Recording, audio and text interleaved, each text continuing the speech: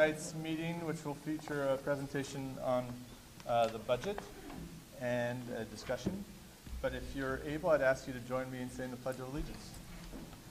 I pledge allegiance to the flag of the United States of America, and to the republic for which it stands, one nation, under God, indivisible, with liberty and justice for all.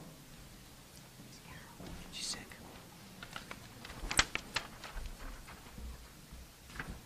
So, can I get a motion to accept tonight's agenda? So moved. Second. All in favor? Aye. So on one of our big budget nights, I guess you have some news to share about our stellar Assistant Superintendent of Business.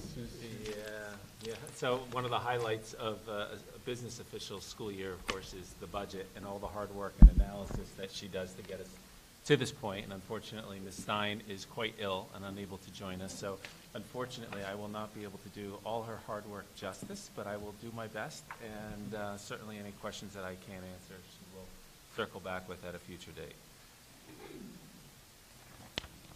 Okay, well, so I guess we'll start with updates. Yeah, very good. So I also, just as acknowledging Carol and all her hard work, and unfortunately the fact that she's ill, I do want to acknowledge our new district clerk, Pauline Davey. So welcome, Pauline. Welcome, Pauline. Pauline was appointed at the last meeting, and her agreement is being ratified by the board this evening. And I want to thank Doreen for all of her hard work and time that she's really dedicated to get us to this point. Thank you, Doreen. Thank you. You're both and welcome. So aside from that, as always, I want to say hello and good evening to everyone and thank members of our community, some of our fine students for coming out this evening, and of course my administrative colleagues for being here once again tonight. Certainly I would be remiss if I didn't stop to acknowledge the tremendous season of our girls varsity basketball team. They, as you probably read, won their 5th Federation title and state championship along the way by beating Brooklyn Law and Tech 47-41 back on the 24th. Just a stellar season that really marks a whole series of tremendous accomplishments. And just to highlight a few of them, that over the last 10 years, they've won 10 league championships, 9 sectional championships, 5 state championships, 4 Federation championships, with a record of 257 wins and 19 losses. And then we turn and look to our phenomenal coach, Gina Marr, with 23 league championships, 19 section championships, 6 state championships, 5 federation champs, and then she has 727 career wins, the most by any girls basketball coach in New York State. So you cannot top that. That said, we look forward to recognizing the coach and the girls at a future board meeting, along with some of our other students. We've had a number of student musicians that have earned recognition, science research program students have been out competing and winning tremendous recognition. So we certainly want to be able to share our accolades at a future board meeting. I also want to give a promotion for the middle school production of Aladdin, which opens Friday night, and with another show Saturday. Both shows are at 7 p.m. Tickets are still available, so please come on out and for a great night, and certainly be entertained. Enjoy the talents of our staff and appreciate all the hard work, talents of our students and the hard work of our staff that helped to get them to this point. You may have also heard that our Main Street School head custodian, Angel, is in a competition to be named the National Custodian of the Year. He is one of 10 finalists. If you haven't done so already, please go to the website, find the link, our Facebook page, find the link, and know that you can vote many, many times. And every once in a while, you just have to close and open your browser to vote again. I'm speaking from experience, but Angel certainly is one of the stars in our district and deserves lots of recognition. Dr. Ford, anything to? Sure, just I guess we haven't been here since the science fair. It feels like we have been here since? We have not been here since the science fair.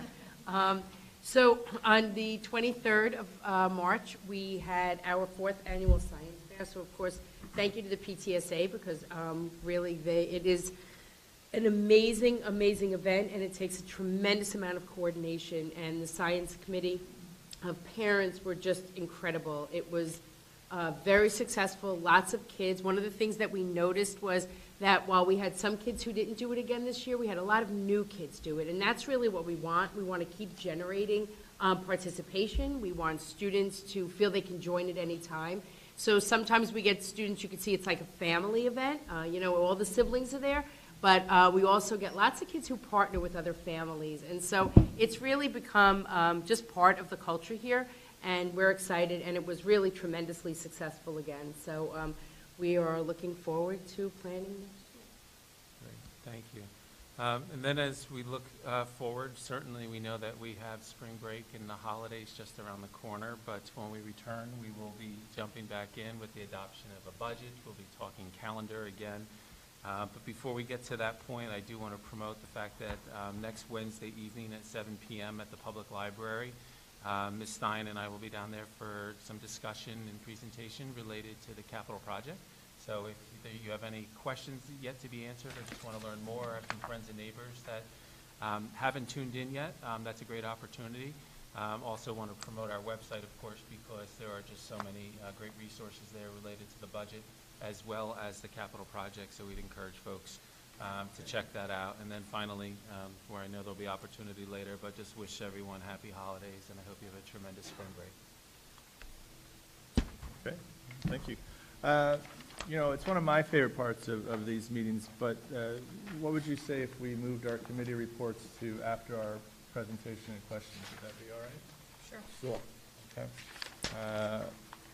Very good. So what I want to do is open up the opportunity for comments from members of the community. And we do have an important presentation, but if there are, particularly I see some students here, I would love to give them an opportunity. The guidelines are that we ask that you share your name and that you speak for up to 3 minutes, and whether that's a comment or a question. And we will run either till 8 o'clock or when there's no more questions at this point, just so we can move along with the presentation, which is a very important one about our proposed 2019-20 budget. Are there any questions at this time or comments? If so, you can go to the microphone at the back. And if you need it, you can pull it off if it's a little too high.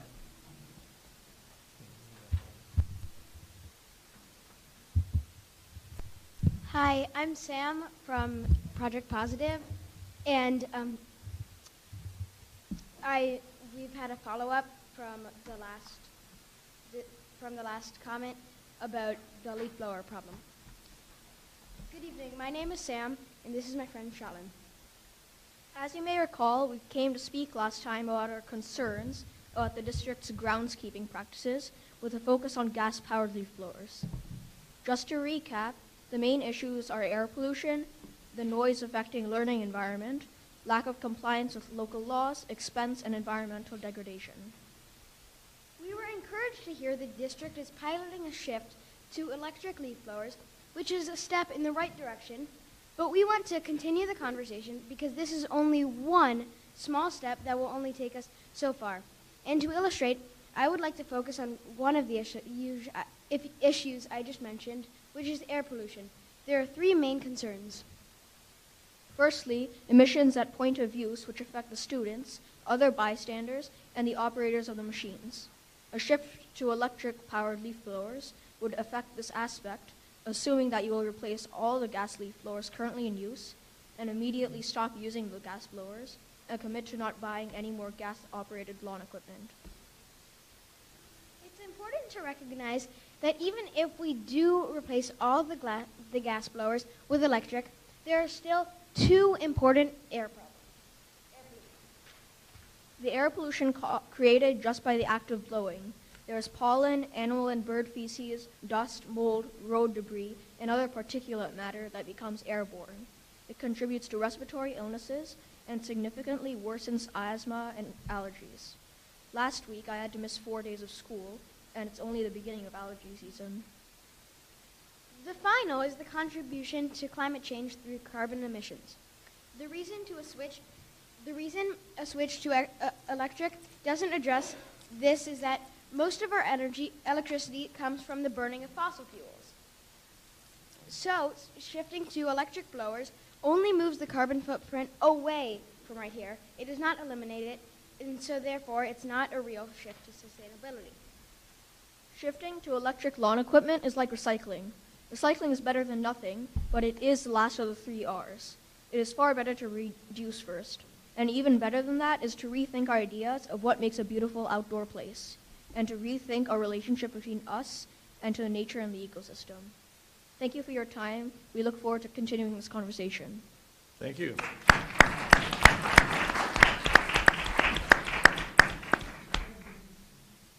It's very much appreciated. Thank you for your ongoing participation and engagement with the district, and clearly the district is looking to reflect and rethink as we go along, so we appreciate your contribution in that process. And for well-structured and beautiful writing. Yes, very well said. Thank you. It's all very proud. Would anybody else like to make a comment or a question?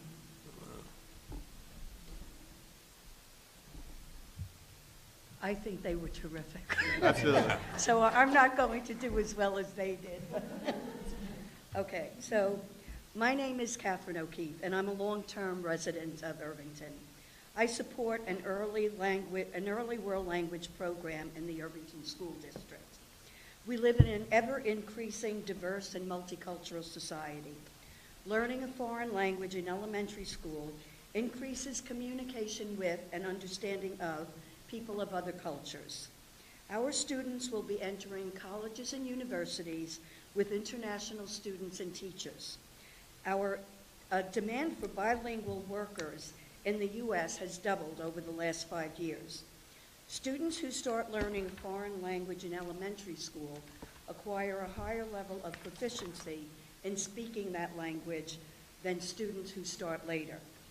Research has shown that studying a foreign language at an early age helps students develop an appreciation, tolerance, and understanding of other cultures and those different than ourselves, encourages lifelong interest and love for world languages and cultures, helps to eliminate racism, prejudice, and bias, which we all know is crucial in today's world, cultivates the ability to communicate with a range of people, develops 21st century global citizens. The Dow's Lane language clubs have been very successful with high enrollment numbers and positive feedback from students. The community has made it clear that when a language program is offered during school hours and free of charge, there is a high demand. 40% of school districts in Westchester County have initiated early world language programs. Hastings and Tarrytown start in kindergarten. Dobbs Ferry and Scarsdale start in 2nd grade. Irvington prides itself in having schools of excellence. Irvington children should not be deprived of the opportunity to start learning a foreign language in elementary school. I urge the Board of Education to support a foreign language program at the elementary level for 2019 and 2020. Thank you. So we have time for one or two more if anyone else would like to speak. Very good. We will also have an opportunity after the presentation and discussion by the board. So hopefully everyone has grabbed a budget development packet so they can follow along. We do have it on the screen as well. And I will turn it over to you, Dr. Harrison, to present the current version of the budget Great. proposal. Well, thank you very much and good evening. As tonight is a part of this process, it reflects, as the title slide indicates, adjustments. So at the last Board of Education meeting, we presented the proposed budget. There was a lot of dialogue among board members as well as feedback from the community, and based upon that, you'll see we're making some modifications this evening. That said, and I will move through the introductory slides quickly because we've done them multiple times. If anybody wants the detailed version, Yeah. they can go to earlier Absolutely. video. Yeah. But when we think about where we are, we have a core set of beliefs and values that are reflected in what we believe in for our school district in delivering a high-quality experience for all of our students while always being mindful of the impact on our taxpayers. That said, we always come back to our strategic objectives, which are components of our strategic plan, and to make sure that we're aligning all of our efforts and initiatives with that. And then if you go back to prior budget presentations, you'll see correlation between these different objectives and the considerations that have been discussed throughout the process. That said, here we are tonight on the 2nd of April, and we're looking at another discussion, but this is the opportunity for the board to give the administration the final budget direction. When we come back on the 23rd, we'll be looking at the budget adoption. Then, of course, the budget vote, trustee election, and I always want to add that asterisk when I speak that it also be the vote on the capital project. That said, the budget was presented in two different components prior to the proposed budget. And the first encapsulated business and operations side of the district's functions, which are identified here, and then curriculum and instruction. That said, every year there are variances that occur in a budget without any new initiatives. And when we think about that, those are just the shifts from day to day to maintain the services that we have available to our students and to be able to support the operations in our building. And in doing so, before we even started to think about new things, before we started to think about additional state aids, we already had a variance of over $1.1 million this year. So we've had a process, as outlined before, where we worked through different components of the budget to arrive at where we are today.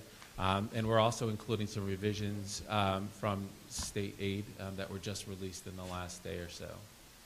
So when we sit here and look at prioritizing any of these adjustments, we're really trying to maintain the commitment that we have to current initiatives as well as the strategic objectives that I referenced prior. We're always thinking about our students' learning needs, but also maintaining a productive social and emotional learning environment. Fiscal sustainability is always an eye that we keep really dialed in. And then, of course, we're considering efficiencies.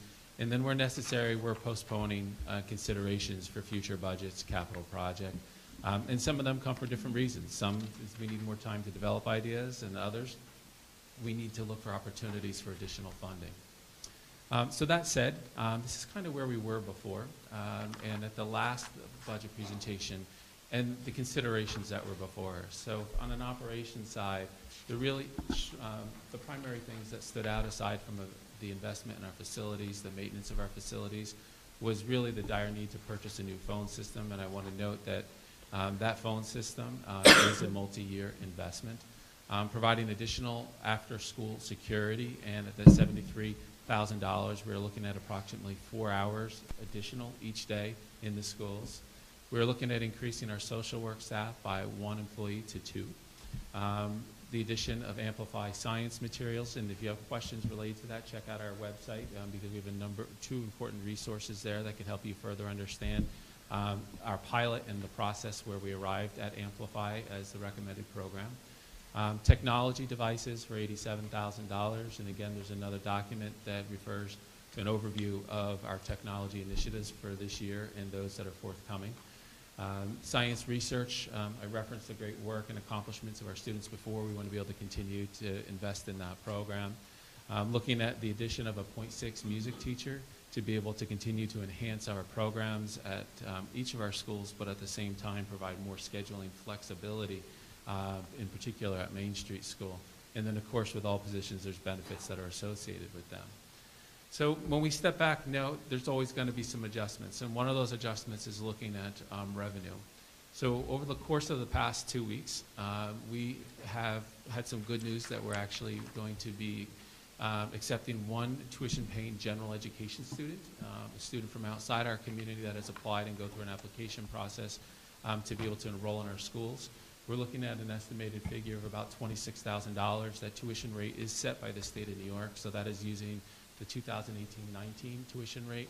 That rate will be modestly adjusted, and of course the family charged accordingly. Ms. Stein, in all of her great work, has also been analyzing our investments, and actually because of wise guidance that she provided the Board of Education last year and moving our monies into different funds, she actually forecasts an improvement in our interest income, which we should realize approximately $30,000 in revenue. And then the additional state aid, which certainly is welcome. We'd always like to see more than $25,000, but anything in that positive direction is the way to go. We have a breakout here illustrating the foundation aid increase. As you can see, very modest across the board.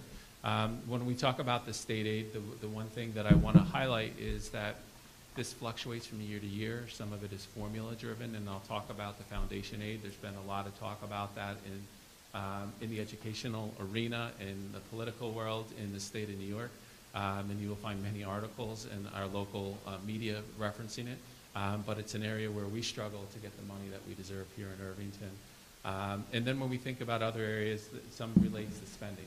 So transportation, BOCES in particular, how much you spend, it directly translates into the money that's returned. So as I referenced a few moments ago, the idea of foundation aid is something that really hurts the district. There's conversations about where the money should go. I certainly don't want to say that those in needier communities, the big cities, impoverished communities don't deserve additional funding and support to support their students.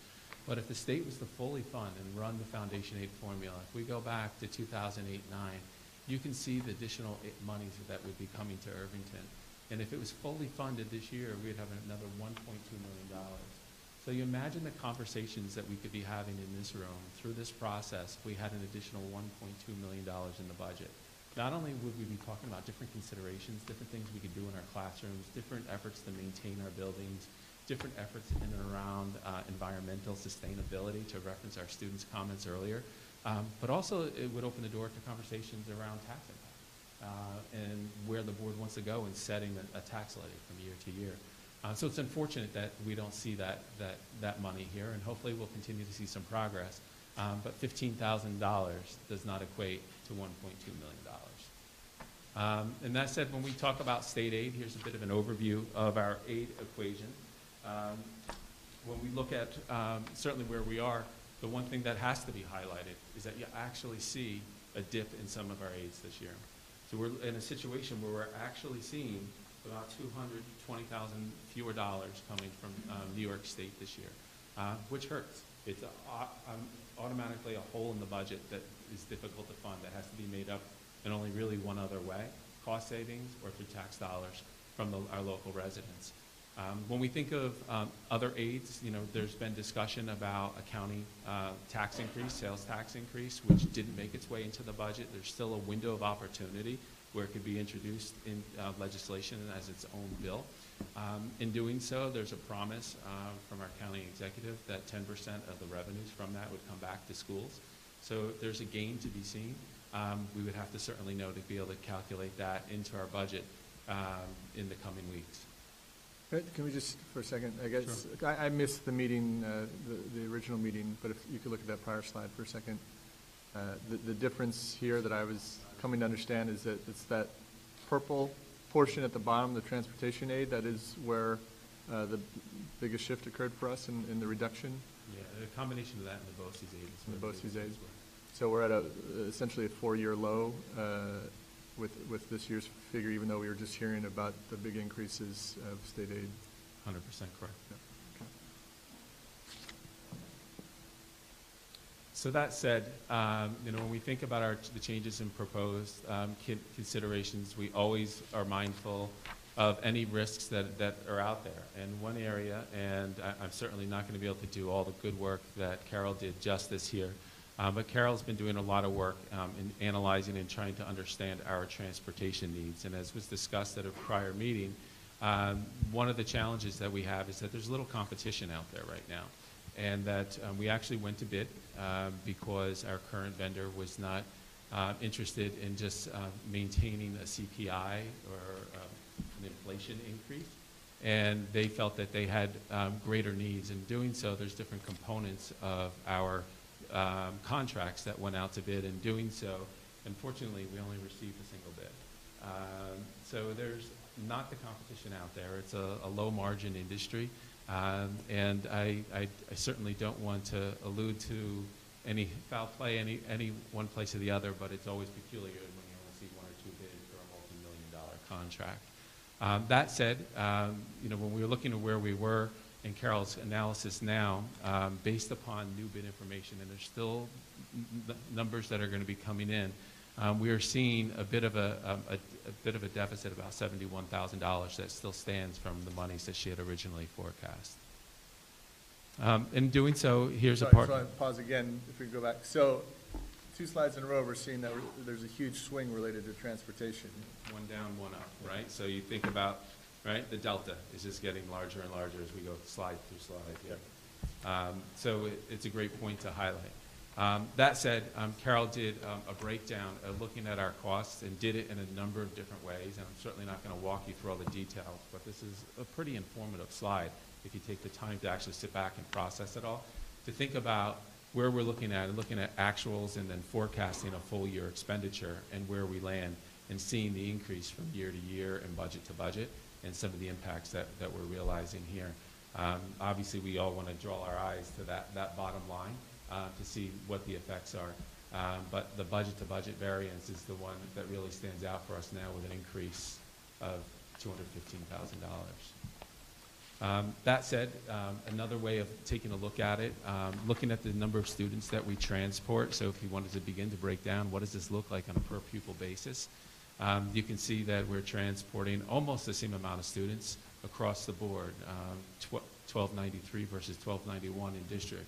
Private schools, 101 versus 103, and then special education routes, and that is including routes that are bringing students to our schools for Irvington district residents and Irvington district residents that are going to out-of-district placements for special programs.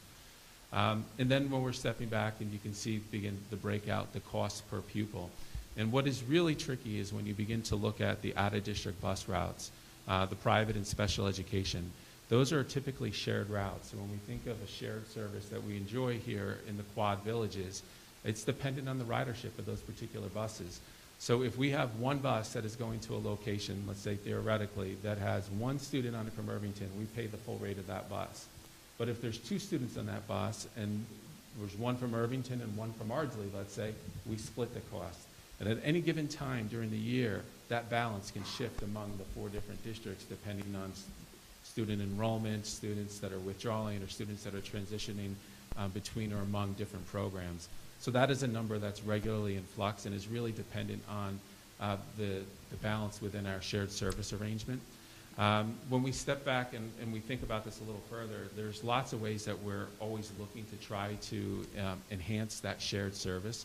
You know, we're thinking about, and there was actually, through legislation within the budget, opportunities for increased piggybacking on transportation contracts, so that would enable us to be able to have other districts join our out-of-district transportation, or possibly have some of our students hop on the bus with a neighboring school district that could help minimize costs for us by getting a better benefit for that investment.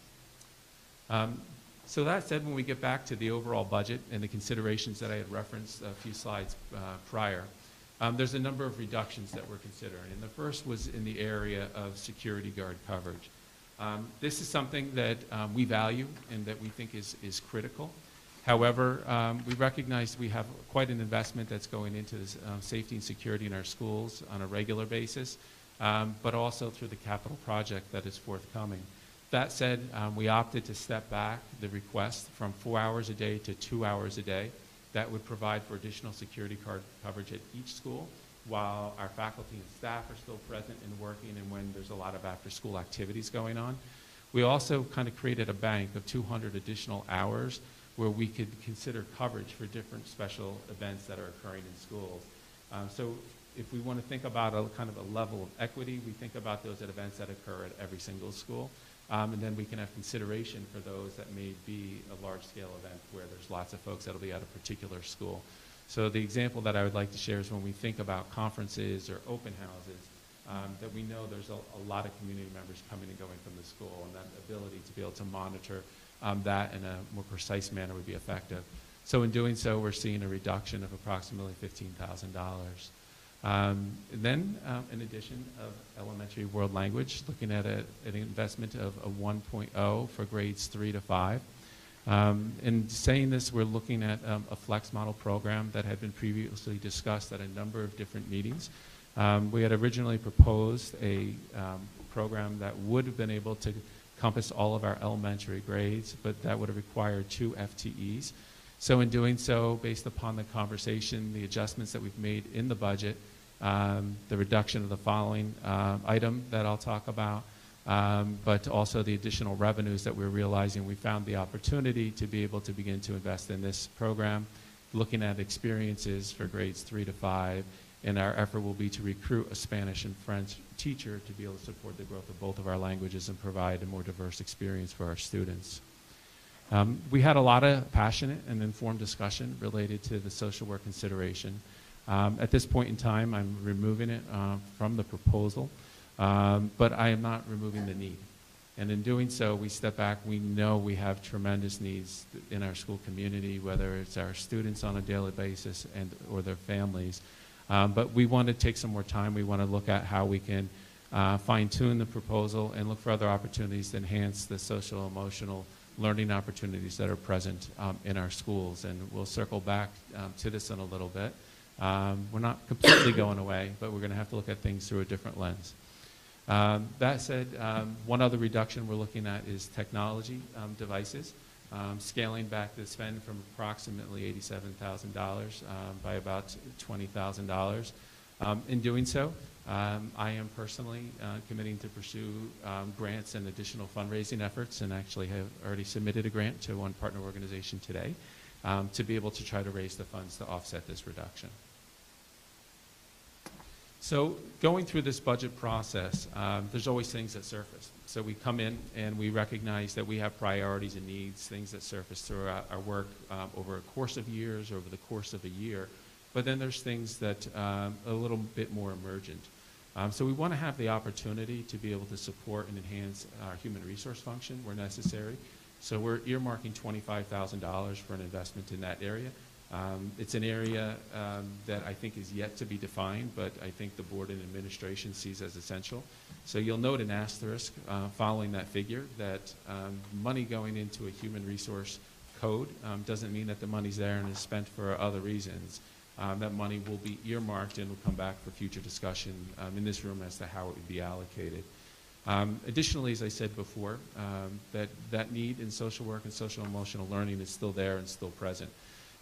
While $33,000 certainly does not provide a social worker, it provides opportunity for work in that space. And what we're going to have to do is step back because we know the need is real. We know our kids have a need for extra support, as do their families. So the administration is going to have to step back and take a look and come forth with a proposal at a future date. And here we've earmarked money with the same asterisk as mentioned before. And then finally, the transportation overview that I gave prior, looking at that current, shall we say, deficit as a result of the new bids that are coming in and looking to fund that. So in doing so, we land at the place you see before us today with the modifications that were just mentioned. And give everybody a second to process that. But really the highlights to look at are the reduction in security, the addition of human resource enhancements, the reduction in social works and SEL, the technology component, and then of course the addition of world language, and then the benefits numbers and flux based upon the other items. So that said, we're realistically, the overview is just about where we were. We're seeing still the same projected expenditure and revenues right at our cap. The budget increase 2.62%, tax levy increase 3.21, and tax rate increase of 0.07%. So we always talk about conservative budgets, and this is yet another conservative budget. We don't account for the surprises that could come up. So when we think about what those surprises may be, we think about special education needs that could surface, students that have an emergent need, or a new family that moves into town where we have responsibility to be able to support the needs of those children. Tax certs are always a bit of a moving target for us, and that we cannot rely on our tax cert reserve to be able to fund all of them. And of course, Our facility needs are always out there, and certainly there's projects that we are keeping our fingers crossed that we make it to a successful vote on the 21st related to the capital project and are able to get some of them addressed. But in the interim, should any of these items come up, and as a concern, one consideration for the board and the administration would be the use of fund balance to support these needs. That said, Carol's fun slides that she creates, and looking at tracking the trends that exist within some of the broader categories within our budget, and to look at where we've gone over a course of 5 years. And it's certainly startling when you step back and you look at some of these numbers. And in doing so, some of the growth, when you really stands where it is. You recognize that over 70% of our budget is in our human resources, our employees, and their benefits. So you can see that's where the vast majority of increases are. But as we've talked about multiple times in this room, there's ever-increasing needs in the area of special education. When you look at the numbers that are negative in the bottom, debt service speaks for itself. We've refunded or refinanced some bonds over the years, and we've also had some debt that's retired. And then finally, when you look at the general support area where you see the large decrease, it's really looking at the fluctuation that I referenced before in tax cert payment. So we can go back 5 years ago, and we think of year 5, year 4, we had 2 years where we paid out about $2.5 million in tax certs in those 2 years. And then in the subsequent years, we're looking at years that ranged $200,000 to $600,000 is where you see that big shift in the trend on that front. And then the same data presented as a percent change. So when we look at the other components of our budget and the shifts that exist, you can follow some of the trends. Here we're looking at revenue history. The commentary that Mr. Hanna shared before, you can see play out in a little more complicated way here.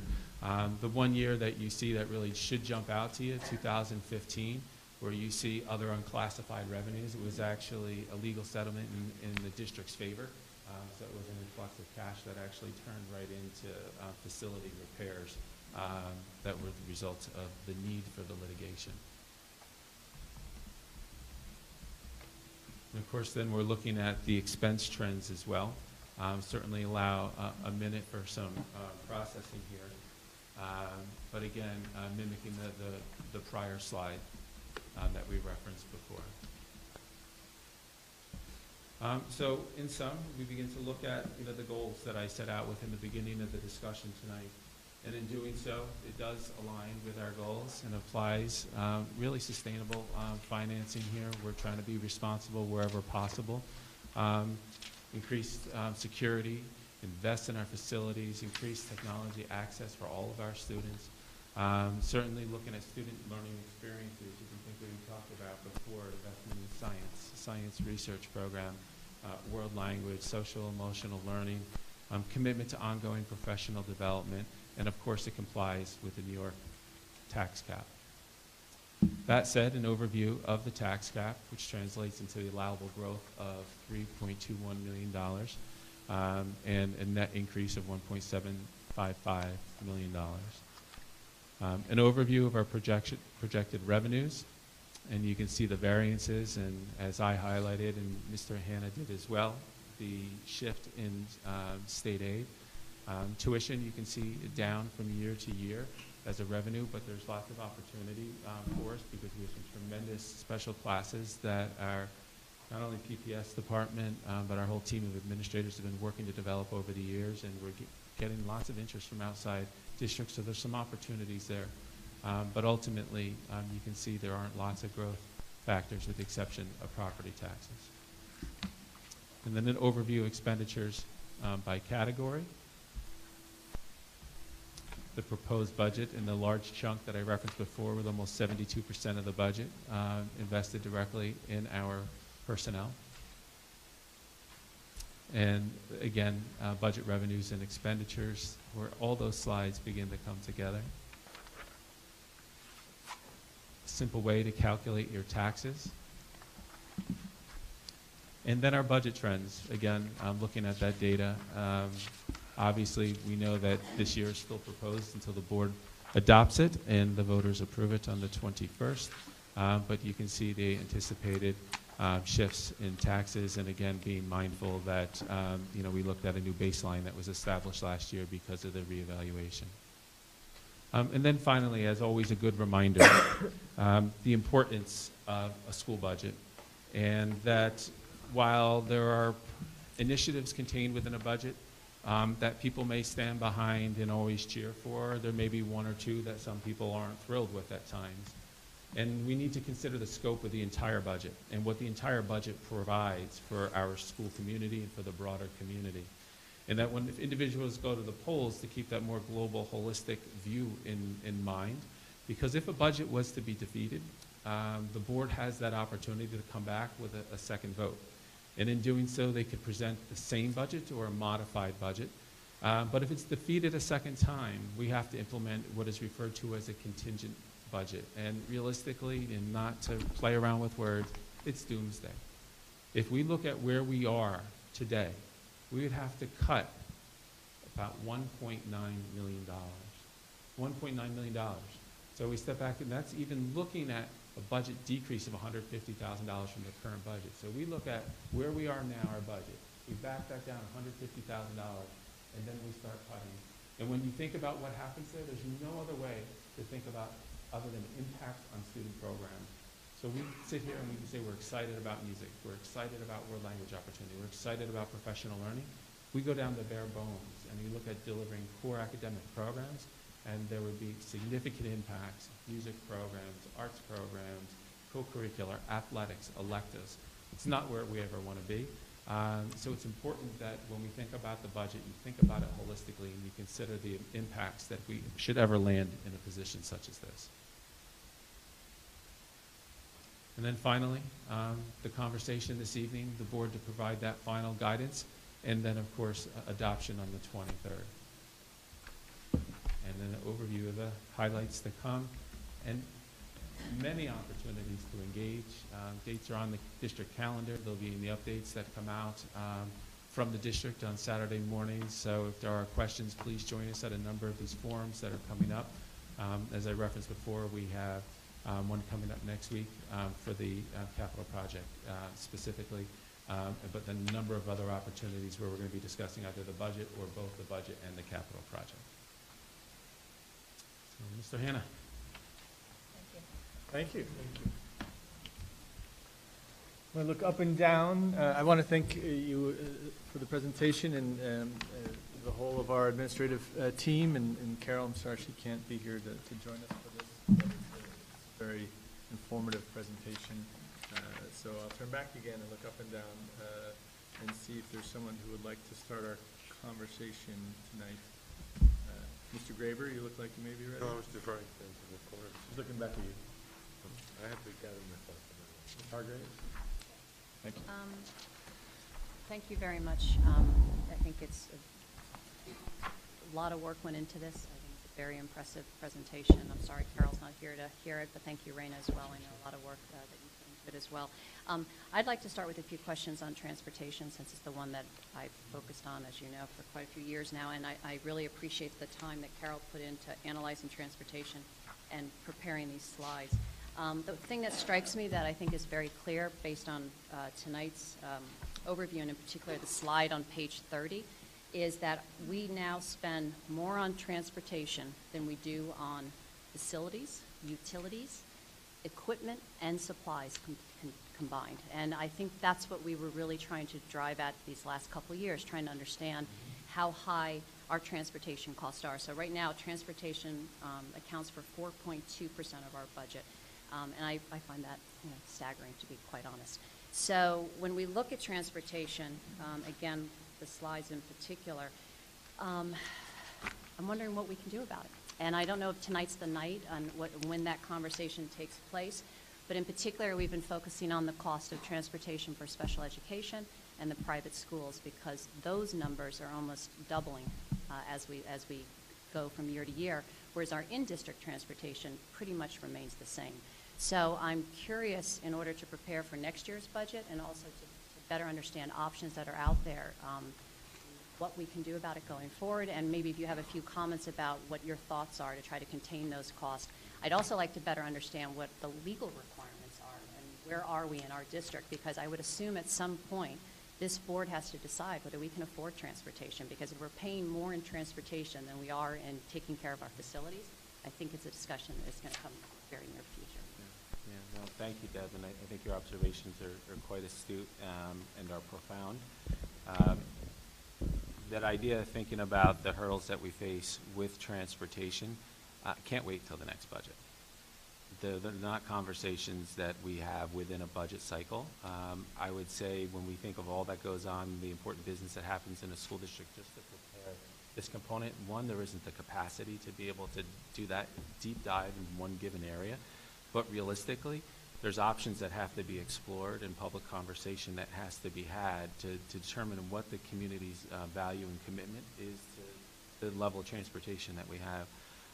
There's a bunch of different options that we can pursue. One is looking at our in-district transportation. So we know that, I know your comments specifically focused on the out-of-district, but there's, I don't want to say opportunity, but we can increase our limits for transportation.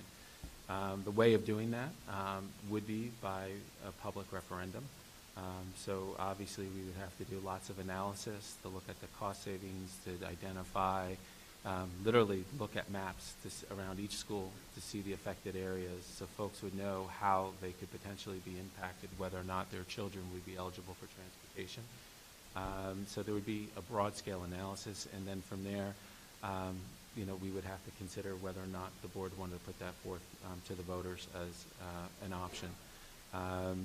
Then another tier to look at would be options related to the out-of-district transportation. So whether we look at special education or our private schools, there's some similarities, but then there's some stark differences. So, you know, we have a responsibility to transport students with special needs that are attending an out-of-district program up to 50 miles from the school. So when we look at those opportunities, just as we do with the private schools, you could look for opportunities for piggybacking contracts with other districts where we could really reduce the individual per pupil cost for Irvington. But then when we kind of step back and look at it, there's other ways that we could tackle that, and that could be in partnership with the Quad Villages, where we could actually start to purchase our own buses, and we could start to employ our own transportation staff. We're not going to beat the market, as I referenced before. When you only have one contractor bidding, you got to find a way to get into the game yourself. Some of the challenges that we have there, though, right now, so you know, obviously that investment of the purchase and maintenance of buses, and then the employment of drivers and monitors, should we keep monitors on buses. So when we think about that, there's not only the cost today to initiate that, so whether it's Irvington specific or something that's shared among the Quad districts, you look at the cost today, but you look at that load factor that you carry with employees when you keep them year over year, and you think of pension and benefits and so on. So there'd have to be some analysis there. But one obvious need that jumps out, if we could find ways to overcome that, and the cost benefit is really in the favor of Irvington and or the Quad, where do you put the buses? So you can contract out and have someone perform maintenance on it. But right now, when we turn and we point to Ardsley has a few vans and buses that they utilize. But at the end of the day, they don't have space to store more buses. So when we think about some of the conversations that we've engaged in or initiated in and around shared services, if there's that opportunity down the road to venture into some opportunities with municipalities or other entities where there is open space where you could have maintenance performed on vehicles, or to stow equipment, there might be that opportunity there as well. I referenced monitors as well. We had that conversation, I think, my first 2 years, and very deliberately did not go down that path again. But monitors are not a requirement to have monitors on the bus. We choose to have monitors to provide for better supervision and for the safety of our students. But that is an area that would result in a few $100,000 savings should we go that route. And then the final aspect of this, and I think I'm saying like 5 different tiers to this, Deb, is that when we look at our private school transportation, there's a couple different opportunities that could be pursued. There's the first that could be the most impactful, and it would be looking at, rather than having regular kind of, I don't want to say door-to-door, because we know we don't have door-to-door pickup, but common bus stops within your neighborhood. You could have common pickup points throughout the villages, where we could reduce the routes, but students would have the responsibility, whether family transport them or they walk to those common pickup locations.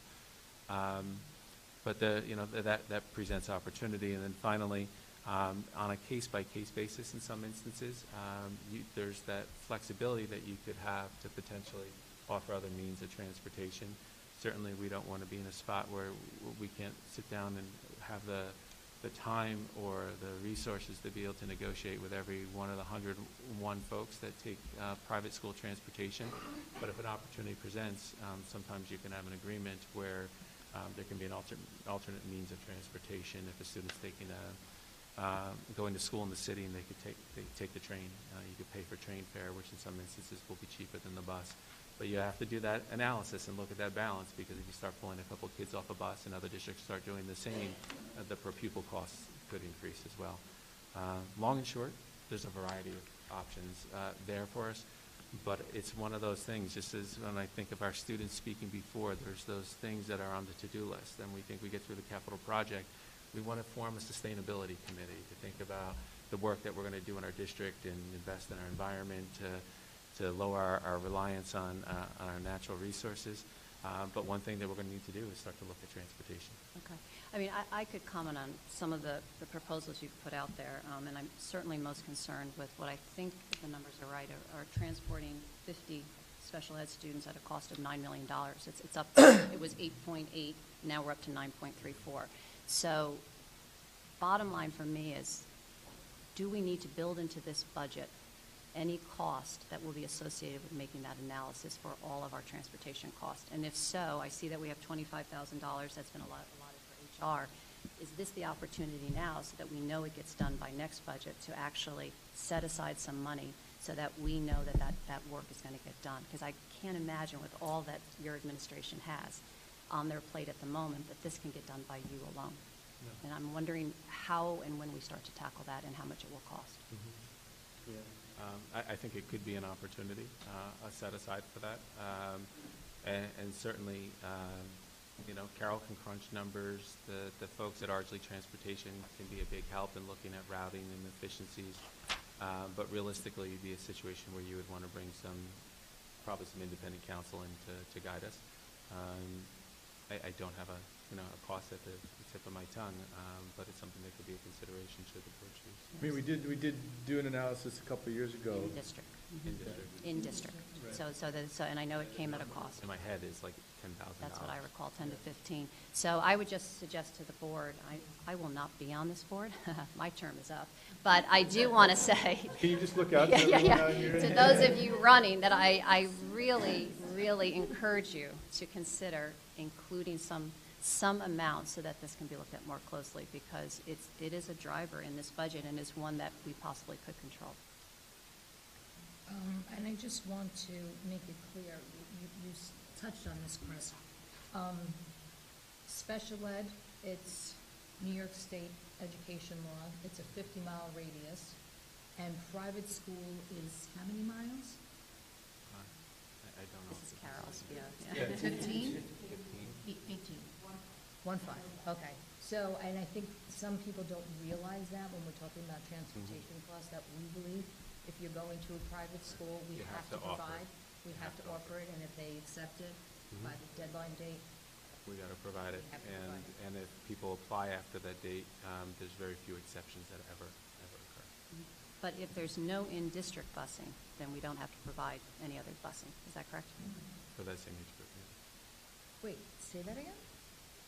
I don't know the law, but my understanding is these rules are based on what our in-district rules are. You mirror for in-district, so if someone lives within the parameters of the school, so within what we set as our boundaries, you wouldn't have to necessarily provide that out-of-district transportation. Even if it was a special ed placement? No, special ed is a given. You have to provide Right. the private side. Private school. Yeah. Oh, if they don't meet the requirements, like if we push back, taking a number, for high school, it's a 1 mile radius, and we push it to 2 miles, if someone's within those 2 miles, even if they go to private school, we don't have to. I believe Right, that's correct. right. And then on the special ed piece, we're only required to provide special ed transportation if in fact our PPS department recommends transportation, correct? I mean, if it's parentally placed. For the IEP, I'm sorry, it just. As you say, it gets, as you say, so it's, no, but I mean, I'm just looking over, but it's another day's discussion is the Yes. point, and I certainly don't know enough about it, but Very it's complicated, complicated. and I think it's appropriate that you raise it, and as I said, it's something that can't be done within a budget cycle. We can't wait for another budget cycle. Can't wait for it, and you can't fit it in within that window of time. I think it helps provide a picture along the back. Could you just pull the mic up? Yeah, I think it helps provide some of the struggles with the budget in general, like, someone's allocated towards this, but it's required legally, you can't reallocate the money elsewhere. But overall, thank you for you, Chris and Raina. I mean, that took a lot of work to get us to that point, to provide that information, and I think it's a great step this year. Thank you. And I forgot, what did we do last time? Did we want to go stick to the subject, like if anybody else wants to Yeah, I speak to think- this? I think Let's stick to the subject. So, yeah. Anybody else want to comment on it? I mean, I think, as Deb said, I think this is something that we need to be looking at, and maybe, this is one of the things that, I know with everything going on now, it's tough to do, but as we get towards the summer and start to think about, the projects that we want to be looking at, this could be, one of the good things to start trying to figure out and look at what our potential options could be going forward to try to deal with the cost. Could I fold a question into that, which is that since transportation has been a constraint on moving high school start times as well, that if we start to think about transportation as a whole, we should also start to think about which pieces need to be moved and how, if that can impact the mental health of our high school students, maybe that's also part of the thinking to be begun. I think people should realize that Dow's Lane, I know you guys know this, but for everyone in the audience, the buses that we use for Dow's Lane is what drives our buses for the district. So we pay for, I don't remember the current buses, what is it, 8? Yeah, and Eight then a buses. van, yeah. So we have 8 buses for Dow's Lane, and then those buses split for, when we added 2 for the high school run, but it's recycled. So the buses do the high school run first, drop everyone off, then do the Dow's Lane run, and then those 8 buses split middle school and Main Street run. So if we move any of those start times, that could potentially, we would have to Yeah, it's- add buses. Yeah, Is- it reworks it's an overview, it reworks the entire system, so it's not a conversation just about one school. Right. It's a district-wide dialogue that talks about start times, it talks about model delivery of services, it talks about contractual time with employees, so there's many, many tiers to it before you get into some of those obvious, like, I don't want to say excuses, but like obstacles that stand before you, like the challenges with after-school events and athletics and things like that, that can be pose challenges down the road. It's not so simple. If So we're I do know looking- there's a lot of interest on the board to continue exploring it, though. And in the region as And the well. region. I'm actually on the Westchester School Board Association, where we have a committee that's looking into regional approaches for later start times. Yeah, which deals with the athletics issue. So if we're going to be looking at pushing out, for example, our in-district busing, there are impacts there that I think we need to be also thinking about what some of our other goals are.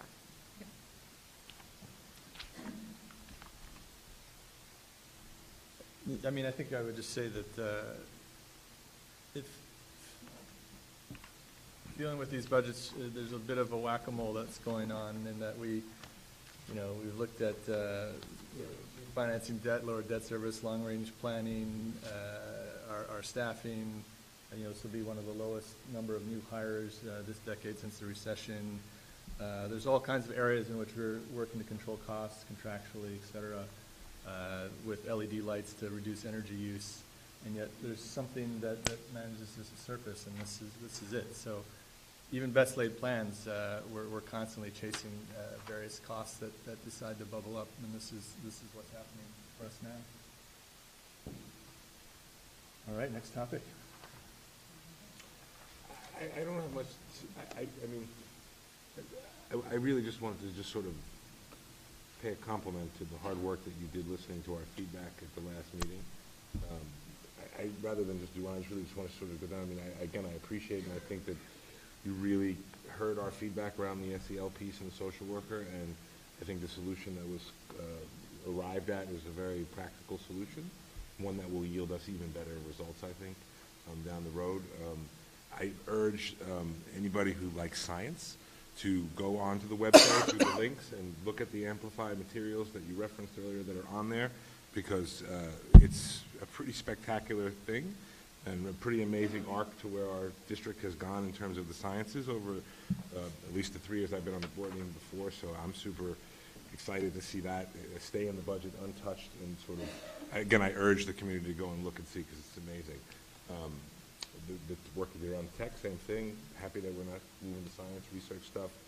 Music teacher, I think like everybody else, I wish we could do better with her elementary world language, but I think that this is an excellent beginning and an excellent place to start, so I'm really excited about that. So again, I just really appreciate listening to the feedback, incorporating your feedback, and coming to a really good place. So thank you. I'd like to piggyback on something that Dave was talking about and ask Dr. Kaur something, because I'm not really clear about a certain aspect of public-facing documents. So I know we have a somewhat limited Amplify presentation on our budget page. I do feel that it would be helpful for the public to see more of the data. I don't know if you can answer this now, or if it's possible to provide more of the slides from a larger PowerPoint that had been prepared at a certain previous point that shows more of the intersection of PLTW and Amplify in the K through 3 school in Dow's Lane. I mean, that's something we can talk about, but is it your understanding that that's up there on the budget page? There should be a slide called, there's an opening slide called the integration of PLTW, or the connection, the relationship maybe, between PLTW and, I'm just pulling it up. The one that shows grades K through 5 and PLTW and Amplify with like 3 columns? Yeah, so what it should show you is it should show you the units being offered in PLTW by grade and the units being offered in science by grade. Okay, so I would like to build on what Dave said. I do think the presentation on Amplify and the amount that's being provided to expand that is helpful in several ways, including aiding us in our middle school to have a one-to-one tech relationship instead of the use of cell phones and bring your own device. But I did want to ask, moving forward, similar to other questions about transportation and not really impacting the approval of this budget, if it's possible moving forward into next year to get a better sense of the amount of time being spent on screens in K through 3 for Amplify and PLTW. I don't know if there's a way that the devices themselves log that, or if there's a sense, because when we discussed it in October in the tech presentation, it came pretty late at night that we got to that topic, and we didn't really get a full answer. It was more of an anecdotal answer. And I'm not, asking for a huge amount of data, but is there some way to measure K through 3 that amount of time being spent on the PLTW and the Amplify curriculum? In terms of specifically screen time. Screen time. Specifically screen time. Sure. I mean, here's one thought that I would say is, for PLTW, the screen time is in the computer science unit. So the whole unit, right, our whole goal was to develop a K-12 computer science strand. So if we're doing computer science, that unit is designed to include the computer. Right. So the other units are engineering. Right. And so therefore, there's a computer component on some grade levels, but not all of them. So sure, we can tell you which units actually Well, because we know that technology and which units don't. Because the Right. other units are engineering. Right, but I think when the presentation was given last October, it seemed that there was screen time associated with that. And then we know that with Amplify, as you've described it to us, at least in K through 3, the time on the screen is spent in group in a kind of cooperative effort of learning. In the Amplify. In the Amplify, what did I say? You know, again, it's used, it depends on the classroom, and we've only implemented this unit once, and some of our teachers at the K-5 level haven't even finished the unit yet. So in terms of how they're using it, as I shared, K-5 students they don't log into Amplify. So right, if they're using it in partnerships mostly, and it would be fairly limited, but I'm happy to share with you. But again, we still have grades that haven't even finished the unit yet. So at the end of the year, we certainly could provide that. Right. But there's no thing in place now, like the pilot for middle school, for example, isn't going to be entirely Amplify. It's still a combination where Amplify is only a proportion of instruction. About half. About half the units are going to be provided through Amplify, and about half the units are being developed or have been developed by the teachers with our science expert, Helen Pashley. Okay, thank So you. we have no intention of spending the entire year at any of the grade levels, 6, 7, or 8, completely in Amplify. Okay, thank you. I would just say, for this conversation that I think it's important that we're asking these questions, getting the information, and that there's a thoughtful implementation. But, what we have is a bring your own device policy, and what we're experiencing is device use at home and those same devices being used at school and the management of them. And what we're talking about doing is the instructional use with devices, which is a focused learning opportunity, which is very different than the types of challenges that I'm observing in terms of the use by students of their own devices. For middle school, absolutely. And this will allow us to. It is a different. Oh, anywhere at home. I mean, I'm working on a show where we have, we're seeing, at a restaurant, you drop the iPad in front of the kid to keep them quiet. I mean, there's huge issues with how to manage devices. I think you're bringing up an incredibly important point. The differential between the types of screen time. I think that There's an important difference. I haven't been as deep in the conversation, but there is a significant positive impact in screen time in classrooms with educational materials that I think is worth looking into in comparison to screen time with, let's say, 7 hours a fortnight, right? Or like you described, or like I'm at the restaurant for 2 hours with my parents and nobody. Snapchatting, Yeah, or watching whatever show you're watching as a 3 or 6 or 8 year old. But then we shouldn't avoid the data about how using pen and pencil for certain activities in school, including note-taking or Yes. computations, can provide better memory storage than using screens. I think it's about the varied approaches, really, right? Like multi. Right, exactly, not fully screen-based. Yeah. And I have a question about the use of technology at the middle school. So this budget, we would be going to a one-to-one model. Back in the day, before it was bring your devices, and a lot of kids were using their devices in class, a cell phone at the middle school, if it was found, it was taken and everything else, and, we know why we don't want cell phone usage in school.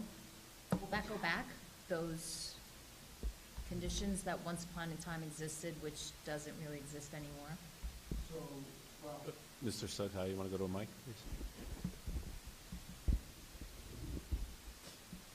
please? I'd say maybe if I could just preface your remarks to remind everybody that it's actually, we have board policy in this area. So there's areas that are practice that will be affected at the school, but ultimately, when we step back and we have a successful budget, we have some policy work to do. So Mrs. Hargraves may be thinking she's running off into the sunset, but she's going to have a couple policies that are going to land in our lap in June that she's going to have to help us through with our staff. I mean, it's great. You just added to my list. I'm keeping a list of all the major initiatives that we have district-wide process. It's getting to be quite substantial, so I hope you'll all be a part of it because it's a lot of work ahead of us.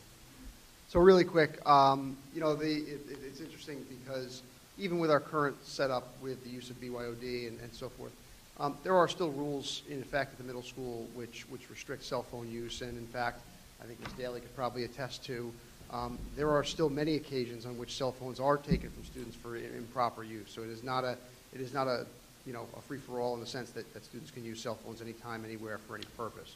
So, however, the plan would be, once we no longer have a need for whether it's cell phones or other personal electronic devices for academic purposes, it really obviates the need to even have rules that then provide for such situations, in the course of the day, and we would go back to a rule which said that cell phones should be turned off, locked up, and can be used outside of school hours. That would be our intention.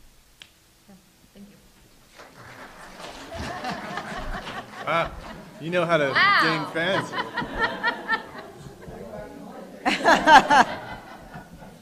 Hey, I'll teach you how to subclip that on video, so you can just keep that.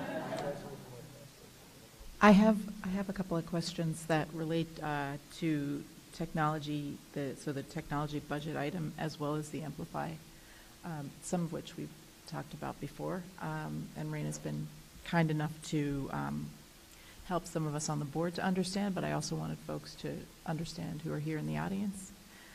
On Amplify Science, as with Project Lead the Way, there are licensing costs for using materials. So what we're looking at here, where it says Amplify Science materials, is an ongoing cost, and some of it is annual, and some of it is one time. So what you see here is anything that's new.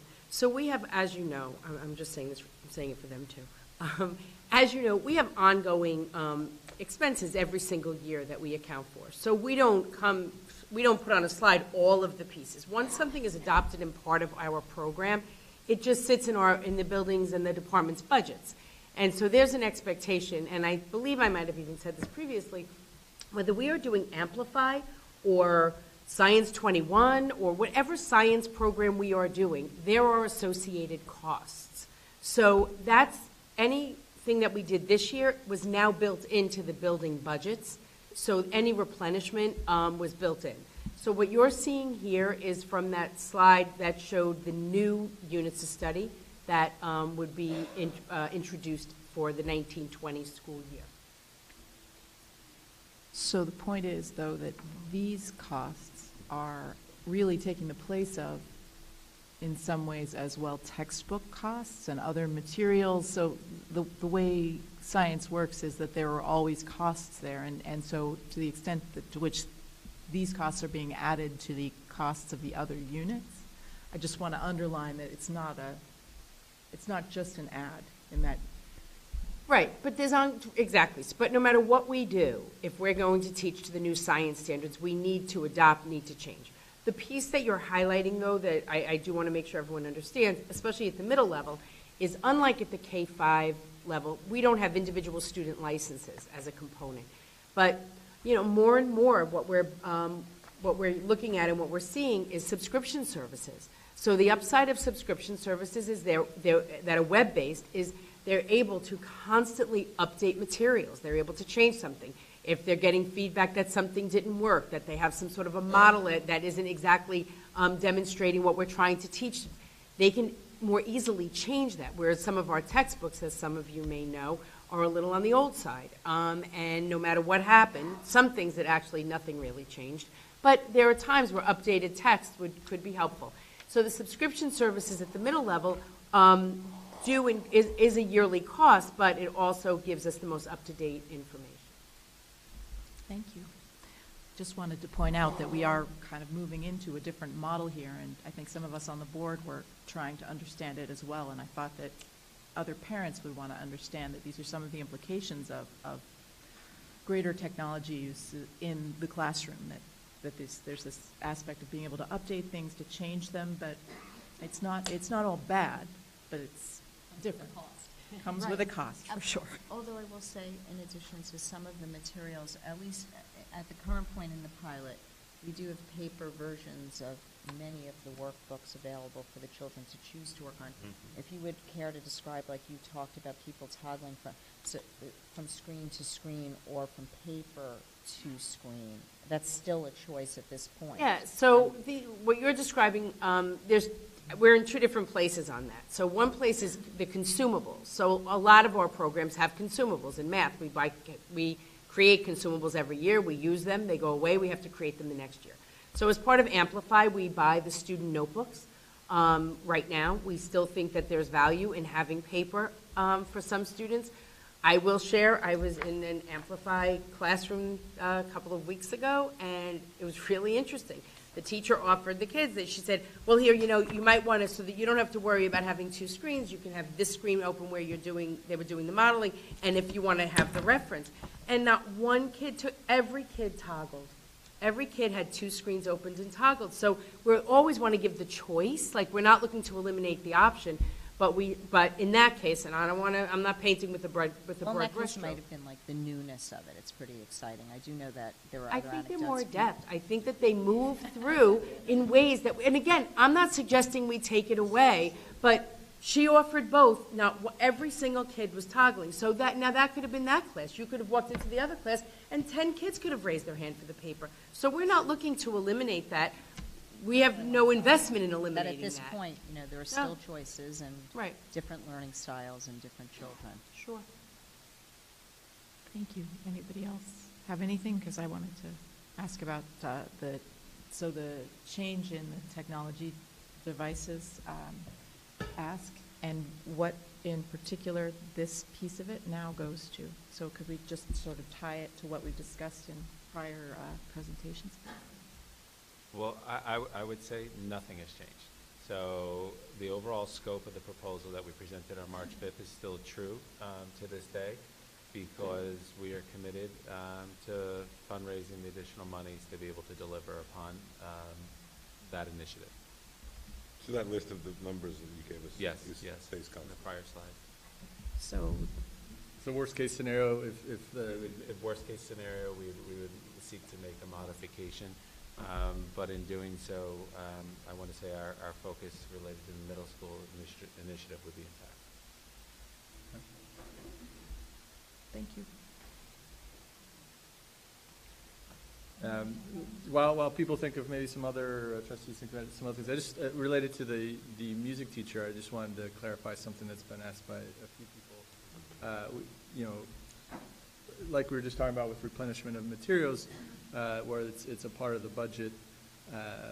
Similarly with personnel, when people retire, that's not added as a new consideration. It's certainly you, as administrators, can rethink, do we want to make changes? And in the case of music, that's exactly what happened, that you know, if we have someone retiring, that person is being, there will be someone hired to take the place of the retiring faculty member. But this music teacher, .6 is additional, new money to be spent on additional music instruction. And then in both cases, you've already indicated that there will be a focus in having strings experience, instructional experience. Right. Good. Just on that one point, so this new .6 elementary music teacher, I think is how it was phrased in the last presentation. Is this particular teacher going to, this .6 position, is this going to be a teacher that is primarily going to be teaching at Main Street School or both Main Street and middle school? I just want that also to be clarified.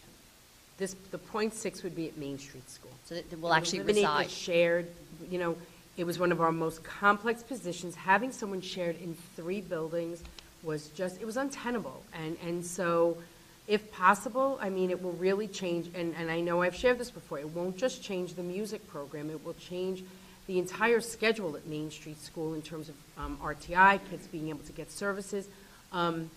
We've had so many conversations, even just recently, Dave and Dave. It's very hard when you have 2 different schedules, is hard enough to manage. 3 different schedules has really been impossible. And so, is the .6 teacher that's going to be at Main Street School, are they also, is that person also going to be teaching general music or just the? Yes. Yes, so they'll be teaching general music, have a strings background to teach strings, and that teacher will also be teaching wind instruments for band? Or is that band teacher going to be coming from the middle school, high school? Is there any introduction? Our band teacher, I'm not sure what you mean. Our band teacher currently teaches is full-time at Main Street Band. I did not Yes. remember that. Okay, so we already have a full-time band. Yes. So this teacher now at Main, so for the 2 grades, 4th and 5th, we're going to have .6 for strings and general ed, and we already have a full-time band that's only at Main Street Yes. School. Did you want to answer? I'm sorry. Okay, and then the replacement, the 1.0 full-time replacement for the teacher who's retiring, that that will be a strings teacher as well. Correct? Yes. Has the certification for music teachers changed? Is it still a K-12 certification, or has that changed as No, it's K-12. well? It is K-12, okay. Say what you want to say, though, because I don't want to be... I think the thing we want to just clarify with the music position, I think it's going to be a focused 1.0 at Main Street School. Yes. So it'll be a full-time person. So when you break it out in pieces, that the strings and general music will be a 1.0 at Main Street. Right. So just Did I don't not want say that? I think it translated as it being a part-time position at Main Street That School. was my confusion. That's why I raised the question before when I left Yeah. our last presentation, because it says .6, and we are hiring for elementary. But in reality, so you're hiring a new person. The I'm sorry if I 1.0 was is going to be at Main Street. Yeah, so we're going to Okay, so if you could start from the beginning, because that's where I left last week, I didn't We're going understand. to be hiring 2 people, right? So a Right. .6 and a 1.0. A 1.0 will be dedicated specifically to Main Street, that will teach general music and strings. And then a .6, you could say the new position, would be allocated specifically to the secondary schools on the campus. So who's teaching band at Main Street? Megan Hannon. So we're going to have 2 full-time music teachers at Main Street School. So we have that now, so I don't have that. That slide, if you look at the last presentation, that's what I tried to show you. It's a lot of different people, but what we want to look at is what is the makeup of all of these people. So right now, because Alan Goldberg was doing strings, and we have Janet Gillespie doing general music, so when you put it all together, It comes out to 2 people.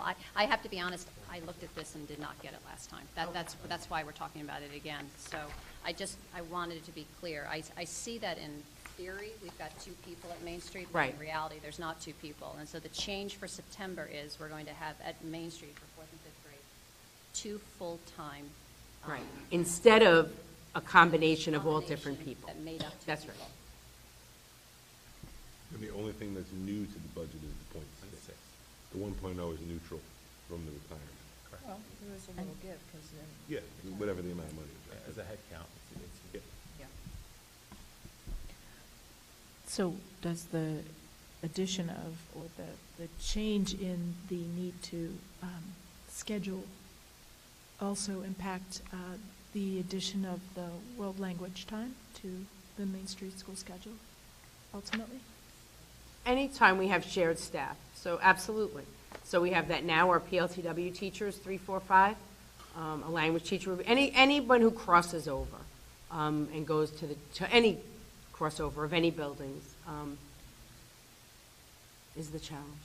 But just, if I understood, or rephrasing it, we're saying that Main Street School will now have more flexibility in how it manages its schedule in part because of this change. Right, so they'll have more flexibility now because of music, and they'll have less flexibility now because of world language. It's just the nature of it. When you have shared staff, it just creates limitations. But, we've worked around those forever. But the orchestra one in particular was really difficult. Because there was 3 buildings, and now, right? It That one was. person in It 3 was. buildings Right now it is 3 Right. buildings. That's a big change. It is a big And just to clarify for people, in Dow's Lane, we have 2? How many? 2 what? How many music positions in 1. Dow's Lane? 1, okay. But remember, there's no performing music in Dow's Lane, so Right, but the it's the teacher is only foundation general music. that we talked about, yeah.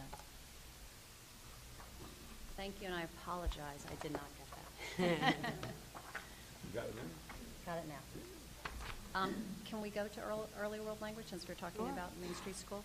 So I understand the proposal now is down to 1 position instead of 2. What does it look like? It's a special. So as I described at the last meeting, world language would be scheduled in as a special. So each week our students get 2 periods of PE, 1 period of music, 1 period of art, and 1 period of library. So instead of library, they would will develop an open library, which is certainly a benefit to 3rd, 4th, and 5th grade. We're trying to do more and more inquiry and research through social studies. So the teachers would collaborate with the librarian to, and for some of you may remember, when we had world language at Main Street School in 5th grade, that was the model. So fifth graders did not have a weekly scheduled time in a schedule with the librarian, but at the time, the fifth grade teachers had to schedule a time into the library. Those were two different kinds of times. One is just, book selection. So different teachers would organize when they would go with their class to take books out, because we certainly don't want to lose that opportunity for our students. But the second part is that it opens the door for more collaboration with the librarian around research and writing. So that would be how it would be scheduled. I'm confused. I don't understand. What? The early world language will Be a special. a special instead of library or on Yes, top of library? Instead. But it will offer the opportunity for the language, the 1.0, to collaborate with The librarian. So No, that's the where I got librarian lost. and the classroom teachers. Because now the classroom teachers will be responsible for working with the librarian. So in other words, the librarian will integrate social studies. The librarian will integrate science. Right. Got it. Thank you. Yeah. With it.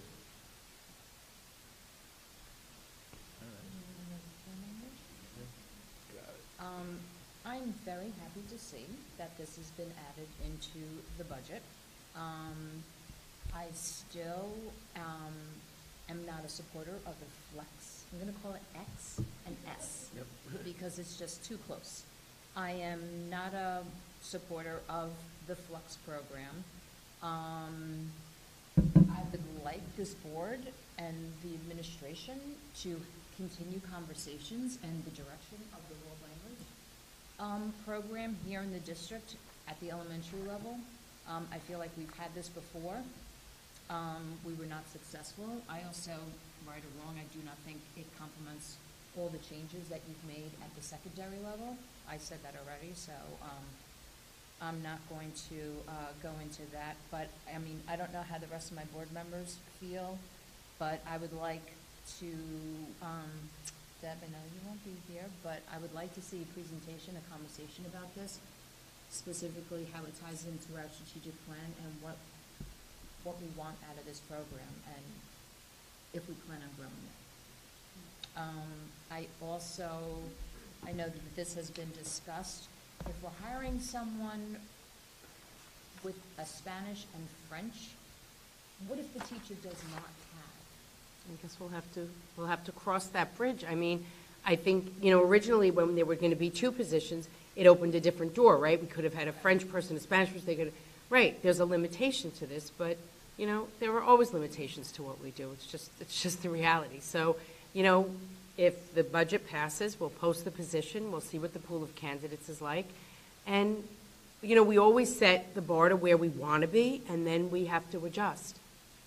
I like the thing. I think it's very important to echo what you said, Maria, and Deb, what you started to say is that this is the beginning or the regeneration of something.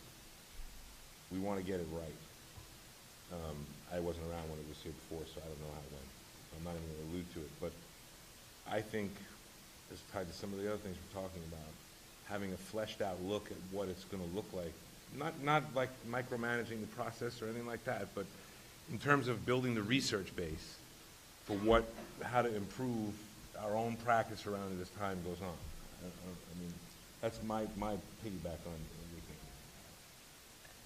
I'm going to come at it a little differently, and I have a problem if that's going to be the approach. The idea here is if something came out of committee and it's being recommended by the committee, if we're going to take a different position as a board, then we need to take a step back, and we're not ready for early world language in the fall. And I would suggest to you that the process is supposed to work is that this board was supposed to first agree and say that we support early world language. First it came from the administration and the committee. If you are in fact recommending that and saying it flows from the strategic objective, then we as a board say we support it. And then we ask the committee, well, what are we going to implement? If Flex S came out of the committee, or X came out of the committee, Flex, then that is the committee recommendation. If we're not in agreement with that, then we need to go back and say we're not ready to implement in the fall. So I would suggest if that is how you feel and others feel, then we need to take a step back. And I would say that it's not appropriate to put that position in the budget at this time. Deb, I disagree with you a little bit there, Deb, because, well, only, in theory, I don't disagree with you. But I think that it's not something that sits in cement, right? Like, so if it's almost like scaling a pilot, right? Like, you know, you're putting something in place. What does it look like? How does it work? And that's why I think it's really important to do what Maria was suggesting, is that really, like, what does this look like? And what your original question was, what does this look like? You started to describe sort of what it looks like, and sort of having that sort of road mapped somewhere in a document, right, so that we can understand at the end of year one, next year, the Flex X, is that right? Okay. The Flex X program satisfied ABC, it did not satisfy E, F, G, and, you know, we maybe need to shift and think how we're going to grow this program, right? So I don't know if it's necessarily so imperative that I think we're starting somewhere, and where that starting point leads us based on the quality of the hire, based on, you know, sort of the kids that go in. I mean, all these different things, I think will allow us to evaluate at the end, but only, again, if we have a clear roadmap for what it's going to look like. Well, and I want to add to Dave, because doing research at different schools that do have flex programs, even they seem to tweak it. Like, they offer 3 20-minute sessions a week, and now they're going to 2 40-minute sessions. Like, even within the programs, different school districts, as they implement them, start tweaking what, you know, when they're delivered, how they're delivered. But that is the work of the committee. I mean, that is not a board. I am not. But I'm not disagreeing with you. But then what I'm suggesting, though, is it sounds like you're rejecting what the committee has put forth, and if the program, and if that is the case, then the committee needs to go back with that understanding and present to us. But we can't hire somebody if we're not in agreement with the proposal that's come out of the committee. So if we're not at that place as a board, I would suggest to this board, we're not ready to hire and start an early world language program. Well, that is one conversation we've never had. We had the report, and we never had that follow-up conversation. And here we are. Can I have a question to this, though? I mean, in terms of the committee report, it seems that some key aspects about a decision between Flex and FLES was about the cost and the time in terms of instructional time. So do I have that right? Like, if it was FLES, we'd be hiring additional, and it was recommended 3 teachers and more time per week. So I think what I would say is that we have the work that's been done by the staff and faculty and by our community, and there's momentum, and that somebody was using it at the last meeting, but we can't make perfect the enemy of the good, that this is a transition. We know in every other area that we've seen this take place, that everything we do in this district is incremental. We can't do it all at once. I can't really point to anything that was like, boom, here it is. And that we see that with implementation over time, that shifts the culture, and that there are new opportunities that develop. So I think I am concerned that whether it's the board or the community, that there's an expectation that suddenly we have dual language immersion, because that's not what we're doing, and it's not even FLES, but it is language learning, it is implementation, it is a chance to carry forward the work that we've been trying collectively to do. But we have to set our expectations that this is what we're doing, and if we want it to be successful, if we ever want it to get to a place that you're describing, it will take time, and it will take more money, and it will take an opportunity to reevaluate after a certain period of time. But the point I'm also making is those 2 programs are very different. Yes. The objective of those 2 programs are very different, having nothing to do with the time, and I think that is the conversation that we need to have. Right, but the objectives are different, but also in order to meet those objectives, you need different resources. Not Yes. not necessarily. Maria, no, sorry, let me finish, please, I'm sorry. The committee report said you would need 3 teachers to do a FLEX program versus 2 for a FLEX. So right there, you're talking about the need of just an additional person putting aside the programming and the time. So there is a resource aspect to it, and piggyback what Michael said, I don't see we'd ever be in a position to say, in 1 year, we're going to hire 3 teachers. I said a plan. I did not say it has to happen in 1 That's year. it. I said a conversation next year. And I'm going to just respectfully disagree with what you said. That is what the committee came out with their time, but if you look at what other schools do, it's all over the place. Some do X amount of minutes a week, others do more, others do less. So you don't that is what the committee recommended for a flex program for 3 teachers for that amount of time. But it runs the gamut. Other districts do it all kinds of different ways. Some have 2 teachers, some have 3 teachers. It's all over the map. So I'm just saying that, yes, that is what the committee recommended for a flex program. Can I reframe what you were saying, though? Are you saying that we understand that we can't do flex out of the gate, but if that were the goal, that that we get to that point, then you want to state, That is you want to name the it now? conversation I would like to have with the board and the administration. I would like to know what the plan is. 5 years, I don't care, I'm not saying, I've never said 1 year. I'm saying, what is the plan? Is this the plan that we never had a conversation. This was presented to us and that was it, and now we're here in budget cycle. We never had a conversation about where we are going from here. Is this it? Are we gonna just have a flex program and then move it on down to the grades and this is it? Are we thinking something else? A conversation. That is what I'm saying. I'd just like to interject because I'm at the end of the table, so it's very hard to get in. But what I would say is that my perception of what occurred was that this was fully fleshed out in curriculum committee, reported out to the board, that it was understood and the committee of faculty and staff looked very closely at other models in other districts with help provided by community who provided information about what was available and was looked at closely. That flex was the efficient and fiscally available The entry point. model for us. Not entry. Not entry. Not entry. That's what I want to make clear, and I'm I sorry, cut you off continue. that, May I cut off just that, so we'll continue, circle back. please? I'm sorry. So, and I wanted to quote that person as well, the one who said, perfection cannot be an obstacle, I thought he said, to progress. But you have to start somewhere, and the committee report started with flex.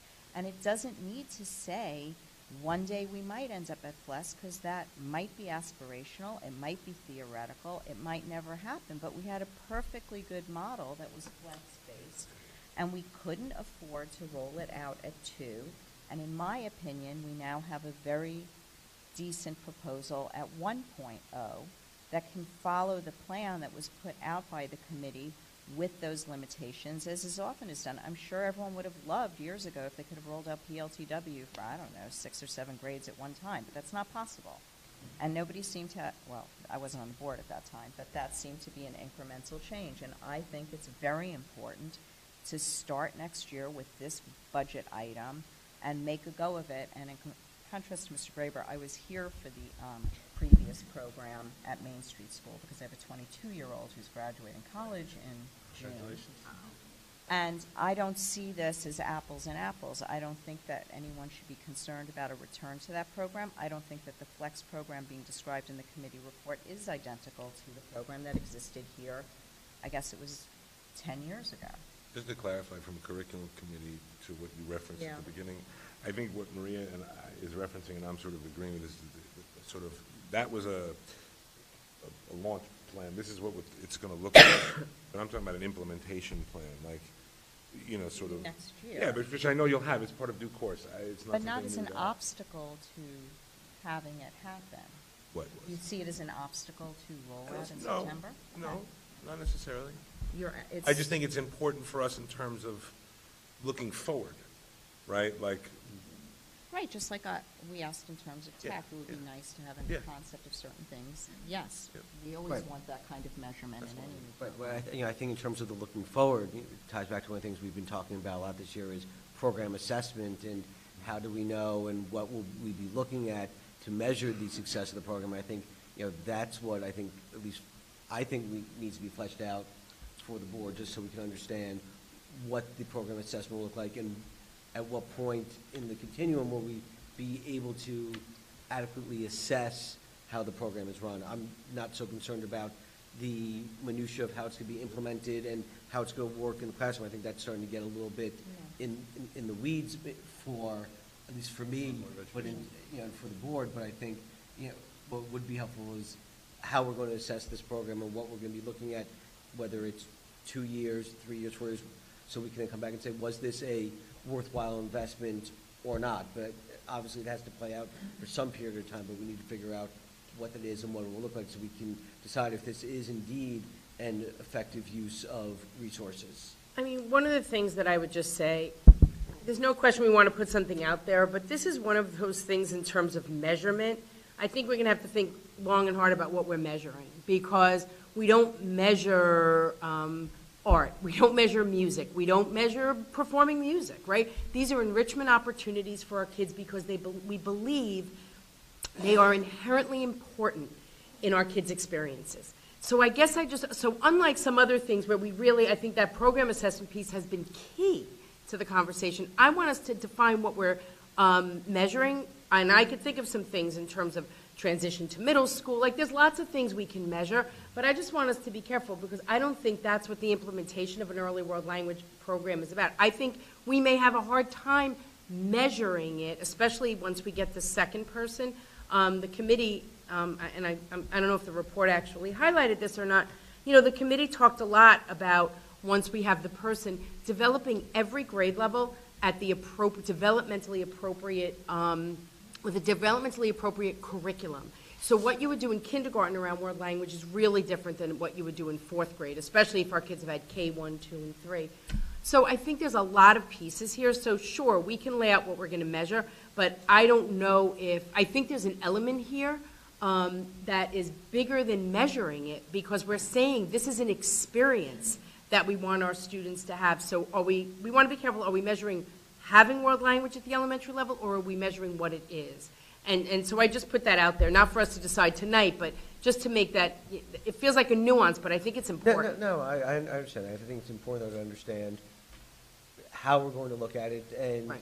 And whether it's also, we get feedback, well, it's great, but now I'm being pressed in terms of the other things I need to get done in the classroom, or the specialist model, I don't see that being as much of an issue, but I think just looking back holistically and figuring out how will we determine whether it is a success and meeting what our objective is, whatever that may be. I'm not expecting it to be that at the end of 5th grade, kids are going to be able to be conversant in Spanish or French, because that's not what this is. But I think we do need to figure out what it is we're looking to measure and how to do it.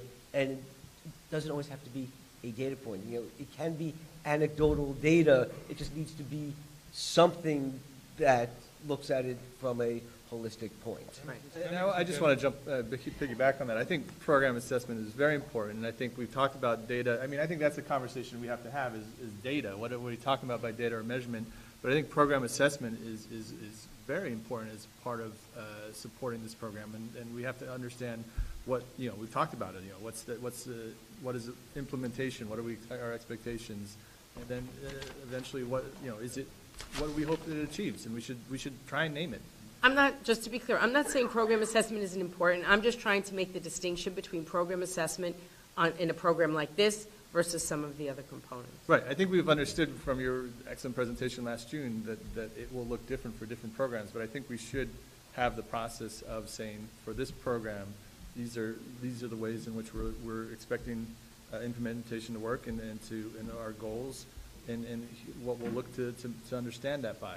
Now, I'm going to use the word measurement, but how do we understand it? You could use measurement. It's not a bad word. Yes. So, but I hope that we should identify a time in which that's shared with us so that we see, okay, good, this is what you're looking at in terms of program assessment for elementary world language. I might suggest that, just a big, you said it very nicely, Mike. I would suggest, just a suggestion, that we've been asking that question for quite some time about various things, and the best way to sort of answer that question is to say, we understand that in order to build, financially on this program, that we'll find a way to measure its success, one way or the other, rather than say, we don't measure arts and music, when in fact, unfortunately, predominant in our culture is actually measuring arts and music. I think of the Oscars and the Grammys, it's, 800 million people watch that show, so it seems to matter, right, how we measure arts and music, and of course language as well. So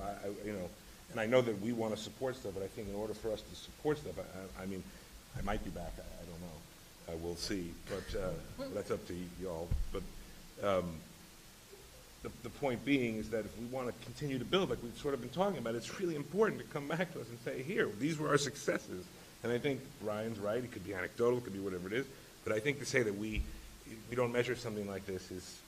Dave, what I'm saying is we don't measure it to have it or not to have it. That's what I'm saying. In other words, we're always measuring. We're looking at our standards. Are we implementing our standards? Are we have a new art teacher at Dow's Lane. She's implementing very different things as through both the standards and through her own incredible ability to teach art. So I guess I just want to make the distinction, and honestly, I'm not really looking to argue. I always feel like when I speak, I always feel like in the end, somehow it feels that way. I'm not. I guess I just want us to be really clear. When I look in the audience, and I have listened really carefully to every person who has spoken, I've seen some of the letters. And this is also about an experience. So I am not suggesting for 1 second we don't measure. But I just use art and music because what I'm saying is there is an experience. And so are we measuring having the experience or what we're going to do? And of course we're going to measure that. We do look at what we're doing. We're always reflecting on what our program is. It's why we want to shift the music program at Main Street School. But I just want to have clarity amongst us that when we're looking at that program assessment, are we assessing to say world language worked, or are we assessing to say here's our program over time? Is this program implementing what we wanted to do? Is it getting there? Do we need to shift? Do we need to adjust it? How and when? And that's the kind of program assessment. Exactly. And that feels really different to me than this idea of a person or a world language, because now we're saying it was valuable, let's keep the person, or it wasn't. And I just want us to be clear. We want to look at the program the same way we would at any of our other experiences. Sure. Does that make sense? It does, but I would add, though, that this is a little different in that, again, you know, it's a budget thing, right? And so it does matter. Like, those things actually do matter when we're going back to the community and saying, hey, we want to spend your money on this. You know, we have to be able to say, and whatever the definition, to your point, that this is what worked and this is what did not work, and this is our plan going forward. I think we're in agreement. I know it doesn't quite feel like that, but I really think we are. I was just suggesting that you just approach it like that, and then I think it would have been a shorter conversation. Yeah.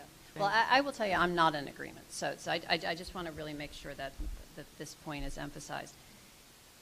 In terms of process and how this proposal came to us, the committee looked at, recommended, and developed a flex program. So if this board is not on board with a flex program, it is going to be very difficult to assess it because you're going to be actually thinking, how are we going to eventually implement a flex program? So that's my first concern. My second concern is if we have a recommendation for a flex program, it was for 2 teachers. Now we've got 1 teacher. So just to carry out this committee's recommendation, how are we going to get and when are we going to get to the 2-teacher recommendation? Or I personally don't think we should be even adopting 1 teacher, because things that come from committee, they matter. I was on the fields committee. If I came to you and proposed the turf field and it wasn't organic and it was some other kind of infield, we'd have to go back to the committee and come back with another recommendation. This recommendation is for flex. That's it. So we have to be very clear on this. There's no let's roll out flex and then get to flex. I mean, that is not what is before us. And so for our responsibility, we have to look to what this committee, comprised of administrators, teachers, and the like, are telling us. So is it more like if you wanted a large facilities building and you couldn't do it, so yeah, you're going to have 2 smaller ones forever? Okay. And we came back and we went back and make a recommendation. I mean, that is what we did. You get to say that, but we have to tell the committee to go back. We don't get to just redo it. Yeah, so I mean, I guess you responded to when I said entry point. I mean, I guess like the committee looked at it, this is what we can do, and then we looked at it budgetarily, and this is what we can do. So. I see it differently. I mean, it is what it is. I'm obviously in the minority. I would say as a board, we are in agreement to adopt an early world language program. It flows from our strategic plan. It is a strategic objective. We are there.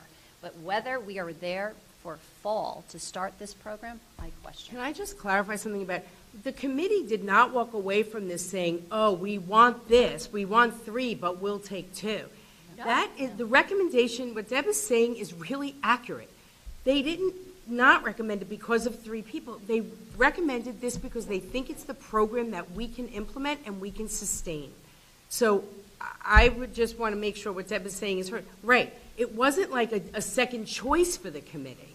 that's not what I'm saying either, so. No, I don't want to get into argument with you either. No, That's I not what I'm wasn't saying. saying that in Yeah, response to you. Okay. Yeah, well, I guess the missing piece is this board has never had that conversation because even Understood. from my own research and the questions I've asked, if an elementary school has a foreign language program, it's either, I've only found, an immersion program or a FLES program. With the exception of one school had a X program and they did away with it and now they're just 6-12. I have not found any school, and share it with me if you have it, who has an X program.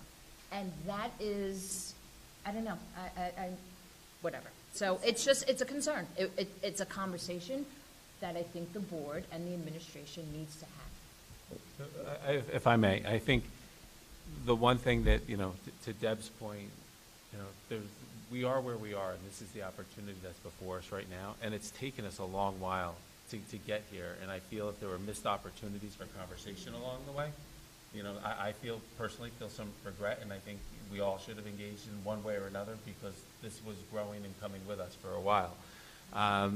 But I would also come back to the one data point that Ms. O'Keefe mentioned earlier too as well. If we're getting to an all or none, and what district has FLEX versus what does or doesn't have FLEX and who has an immersion program, I also heard her say that, and I hope I don't invert what her data was, but essentially 60% of the districts in our region don't have world language experiences.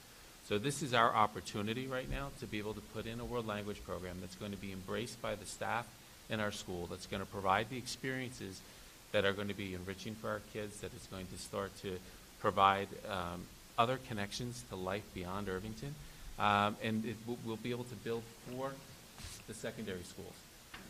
However, we're not there for a FLES program, and I have to agree that this is what the opportunity is, and what our commitment is to build this for you. I think what you said is really significant, to me at least, is that 60% of schools don't give kids this opportunity. And so we've engaged in this really amazing process with the community, with ourselves, to figure out this is what's recommended.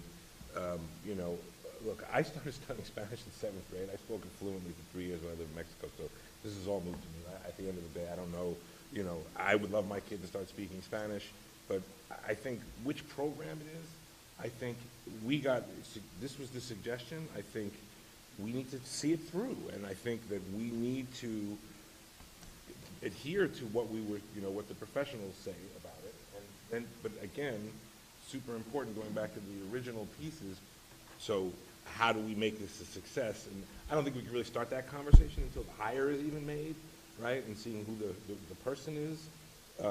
But I think we're providing our kids with a really great opportunity at very little expense at the moment to see where it can go, whether it stays in the FLEX model, right, or whether it grows and blooms into something else 3 years from now, right? It's not going to grow and bloom. Well, I don't know we could have another 100 kids that move to Irvington. Look, no, I agree. We don't know what will happen in the future. I think, though, everyone needs to be clear as to what this program is and what it isn't. It's, not an immersion program. It's not something to develop intensive language skills. It's an experience to give kids exposure to different cultures. There's some language aspect to it, but it's not, I'm not going to read off the recommendation, but I think just everyone needs to be clear in terms of what it is that we're doing. But I think also, I guess my question back to you, Dr. Korn, Dr. Harrison, is are we to expect that you're going to come back next year and ask for a K-2 position to fill it out? Is that the at least expectation at this point? So the board should know what to be expecting next year, and the community should know what to be expecting next year. And a social worker. And we'll be able to point to multiple years of asks on that. On that note, I would like to say one. I think again, I alluded to the commitment, right? I think. I don't think we should pivot to social worker. If that's No, you don't want to pivot to social worker? Not yet. Okay. Can we wait a minute? I'll wait. Yep. Oh, but talking about looking forward and kicking the bucket, I just want to say that we are kicking the bucket yet again about replacing one of the vehicles. And if we, But I also don't want to switch that, because we're okay. still on. No, I'm elementary just world saying language. about kicking the Like, bucket. Keep a Just- little note, and we'll go there in a All minute. right. Thanks. So we're still on elementary world language, and we can wrap it up here. But I think you've made a strong case for you want a flex program. I think for the rest of us in giving guidance, are you on board or not with what the recommendation is, understanding that it's one person for a flex program, and the idea that we will be supporting hiring a second teacher next year? Because if you're not on board, and that's what I'm hearing from you, this is the time to make that call. no, I didn't say. I'm on board. Okay, well, you'll let me know what you are saying in a moment. You're on board. I'm on board. I'm on board, and I would caveat that with the fact that we live in the budget environment that we live in, and I would like everybody who was passionate about world languages and who came and supported that idea to be just as passionate about changing, helping us to change the way that Irvington is viewed and the way that Westchester costs are viewed on a state level, because that additional state aid number is appalling. So I'd like to point out that at this point we have what we have, and we're trying to be responsible, and we've talked this whole evening about other considerations that could change, and the fact that we might have to dip into fund balance for some of those unexpected things. So I am very happy to sit here and support what we have right now as an offering for early world language, but I'm very realistic about why this happened the way it did, and I'm extremely sorry that other things have had to be reduced as a result. And I will just say that these are not easy decisions, and for someone who came up thinking about the schools in an advocacy role and thinking about those bigger picture funding issues, I'd like to see more thinking around that, and I'd like to see more people supporting those efforts and not griping only at the district level when there are things that are so much bigger that impact what happens here. Thank you very much. Here, here. Love it. Really? Are you in or are you out? I know, I'm in, again, just small caveat, I just really think it's important for us to be, like, be very strategic about, thinking about a 5-year plan or whatever it might be about, like, how this, it's not just something we're dropping in, which I don't think it would be. I just want to make sure that we stick with it. And I support early world language. I don't think we're ready. I think that because the proposal's been split and we have one teacher and then there's a commitment for next year for another teacher, I would suggest as a board we commit to early world language. We make it part of our strategic objective, but I would implement it next fall. So you're out. I'm out, but I'm only one voice. I guess, Deb, to ask you a question about your question, are you out because we can't implement both in 1 year? Yes, because that's not, because the committee recommended two, and my preference is to say, this is a great idea, that it needs to go back to committee to get fleshed out. I'd like to know how it looks. You answered the question in terms of when it's going to be offered. I would like the board to hear everybody commit, which I think you've heard, that no matter what, we're getting that extra teacher next year, or this proposal does not work, because this is what they're suggesting. But I would prefer us to wait 1 year and not implement in the fall. Look, I think, perfect world, we'd be able to implement it on one shot. I don't know if we'll ever be in that perfect world, so that's why I would vote to go ahead at least this year with the 3 through 5 consideration. But I think we as a board need to be committed to next year funding the second position. Otherwise, then I have reservations about whether it makes sense to move forward with it as a whole. So, I mean, that's my concern, but I guess, I don't want to be the hold up good for perfection or however we're quoting it these days, but I do think we need to be realistic as a board that if we're not prepared to sit here now and say we're going to have the same conversation next year and look to support a position, that we do then need to go back and rethink it. So, I mean, I'm committed to next year funding that position, assuming the world doesn't fall apart and we're still in a position that as we expect to next year, but that also we need a time horizon for some assessment of the program to go along with it, whether it's to make sure that this is something that is achieving whatever goal we're looking for it to achieve, after the program has had sufficient time to develop?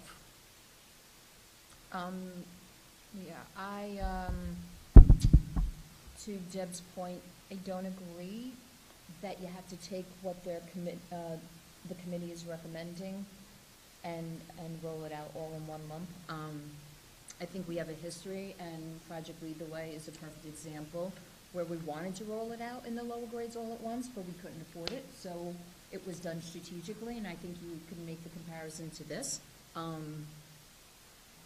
Past boards, made that commitment, and then the boards subsequently, eventually, we did it, we funded it fully. So I think, barring any, bad news next year, I think we could fund the second half of this. My only concern is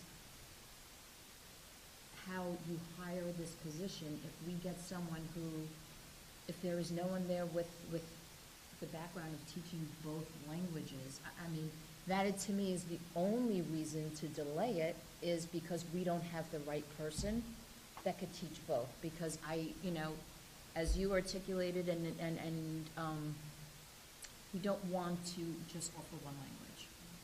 So we don't have to go through that reasoning why. I think everybody knows why. But that is my concern. My concern is I actually don't know why.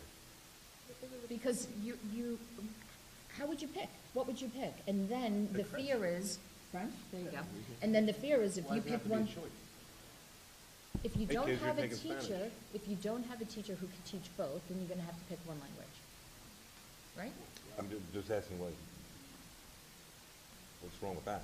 Because when you feed into the middle school, the likelihood of a child after taking a few years of Spanish advanced French is increased. But on the model we're describing, we're talking about 1 year. No, Right. look, right. No, that's been my concern, along with Michael, we talked it's a about conspiracy. over it, which is, I could be concerned that we do need to be mindful that, we're committed to at the secondary level, both French and Spanish, and we don't want to do something that would compromise, particularly the French program, so. But we're- As someone who took Spanish growing up, You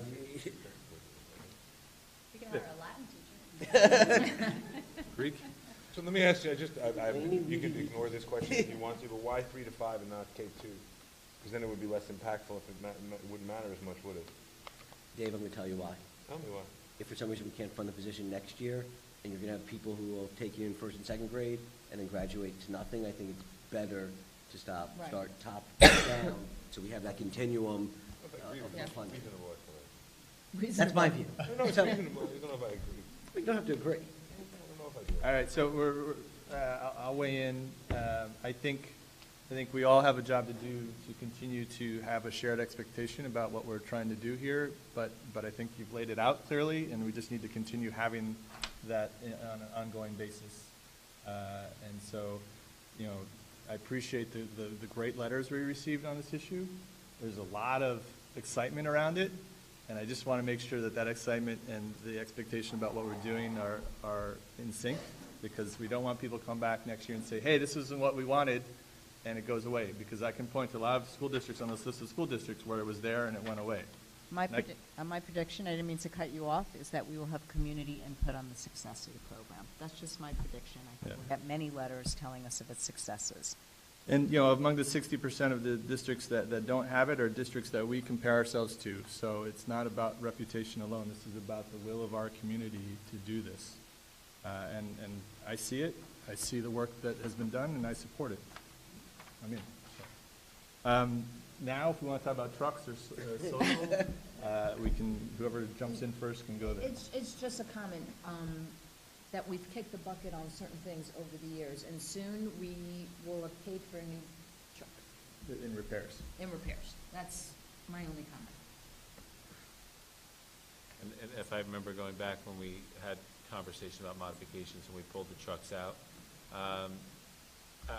our look was to let's build a facility and have a place to be able to better maintain our equipment, and we can push it another year. And as you said, just as we're being optimistic about the world language position, I think we're looking at other opportunities here where my hope is that we're not going to have another, $25,000 for HR or whatever the case may be, that whatever we find, if the board's will is to have the transportation audit performed, that we're not going to have that we're going to find the money to buy another truck next year. My other question was if you could just provide a little bit of elaboration when you talk about the social work SEL programs, what things come to mind, what possibilities? I got to tell you, so this has been acknowledged multiple times in the compliments, which we thank you for. A lot of work has gone into getting us here. I couldn't in good conscience walk away from this meeting tonight without making a commitment to invest in the program. Honestly, you know, we worked hard to be able to prepare where we were before, and we didn't land on the same page. So now we need to go back as an administrative team and come back with a proposal that's going to hit on a couple different levels, that's going to support student needs. But is it a hire or is it a program? Like, I mean, I'm just curious if there's is there a direction that you're thinking? It would be premature for me to say, Okay, but I will press. realistically, for a hire for $33,000, That's what I was wondering. there's not much there. Okay, thank you. But I mean, well, does anybody else want to weigh in on this piece? Thank you for that commitment. Thank you for that commitment to come back with something that we can really get behind, because that's my hope for next year. Yeah, I think we know plenty of anecdotal stories about the need, and we as a board have wrestled with this, but I am so appreciative and understanding of where you're coming from as administration, and it's just something that we'll continue to work on, and this is where we land budgetarily, but I hope that we get to a better place as we move forward.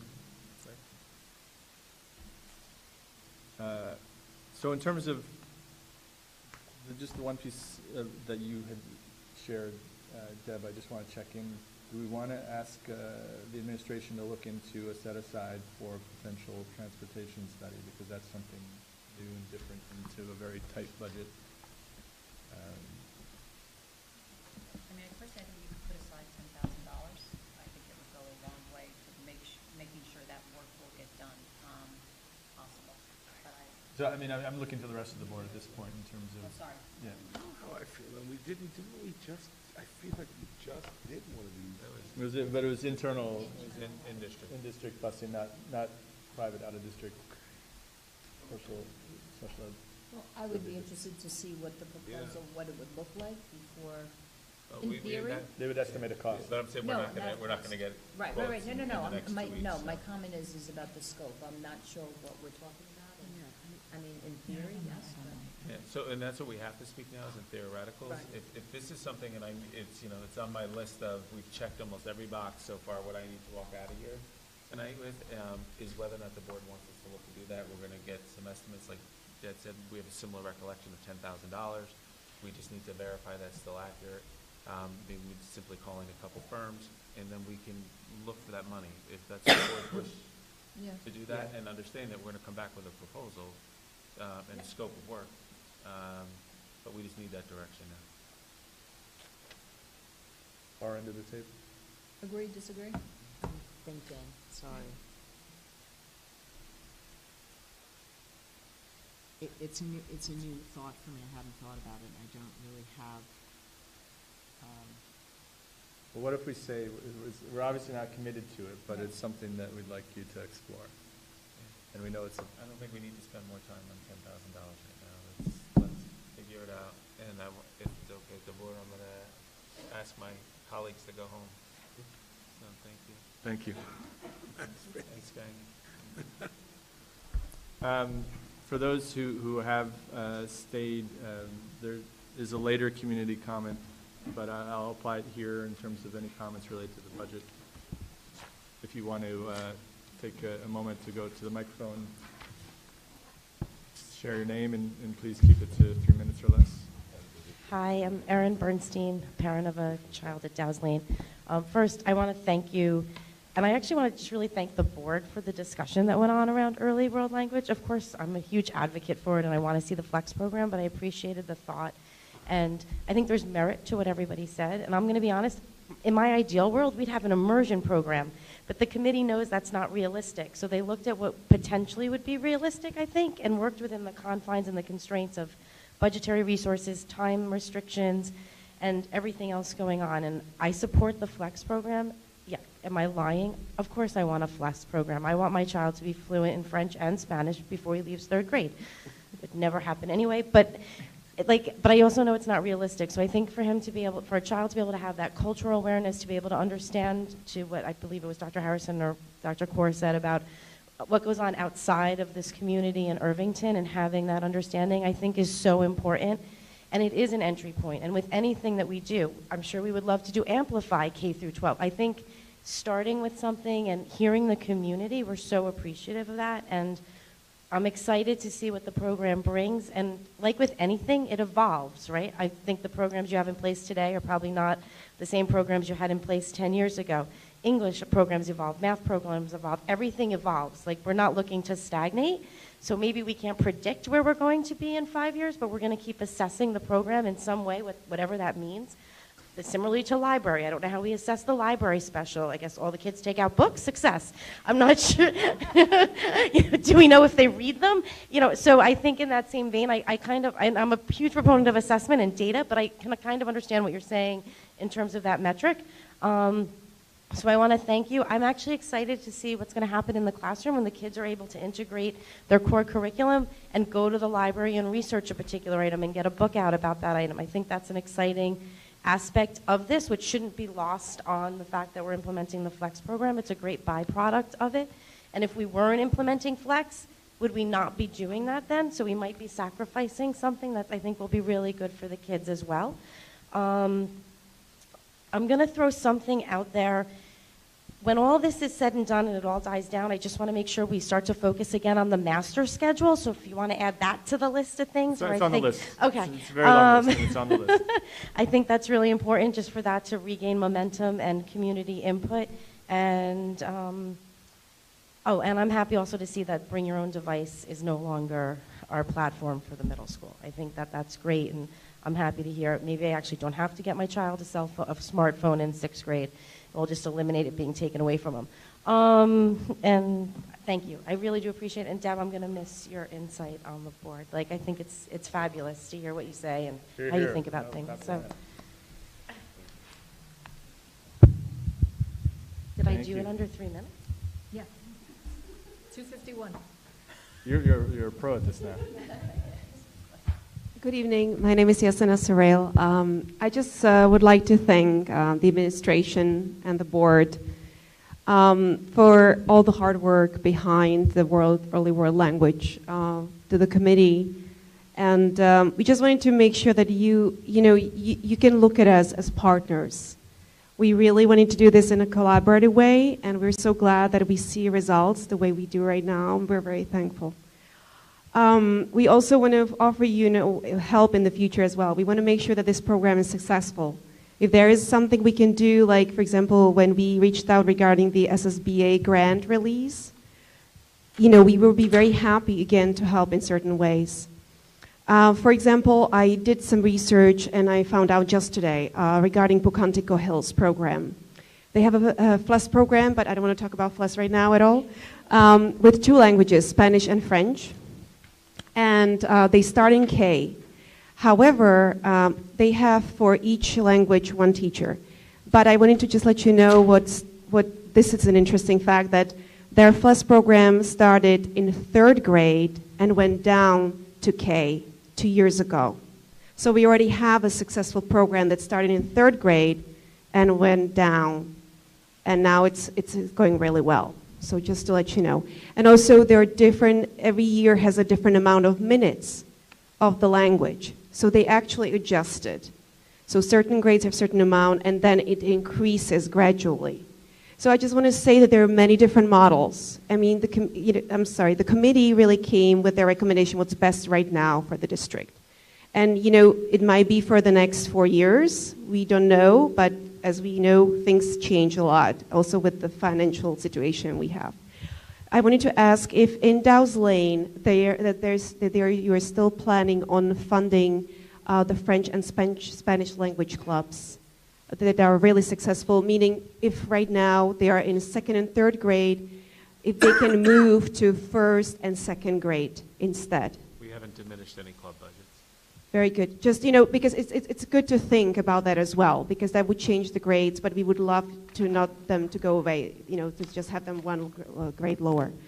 We also, as for assessment, I think progress assessment is very valuable always, but I also think that the community parents will also report on the success as well.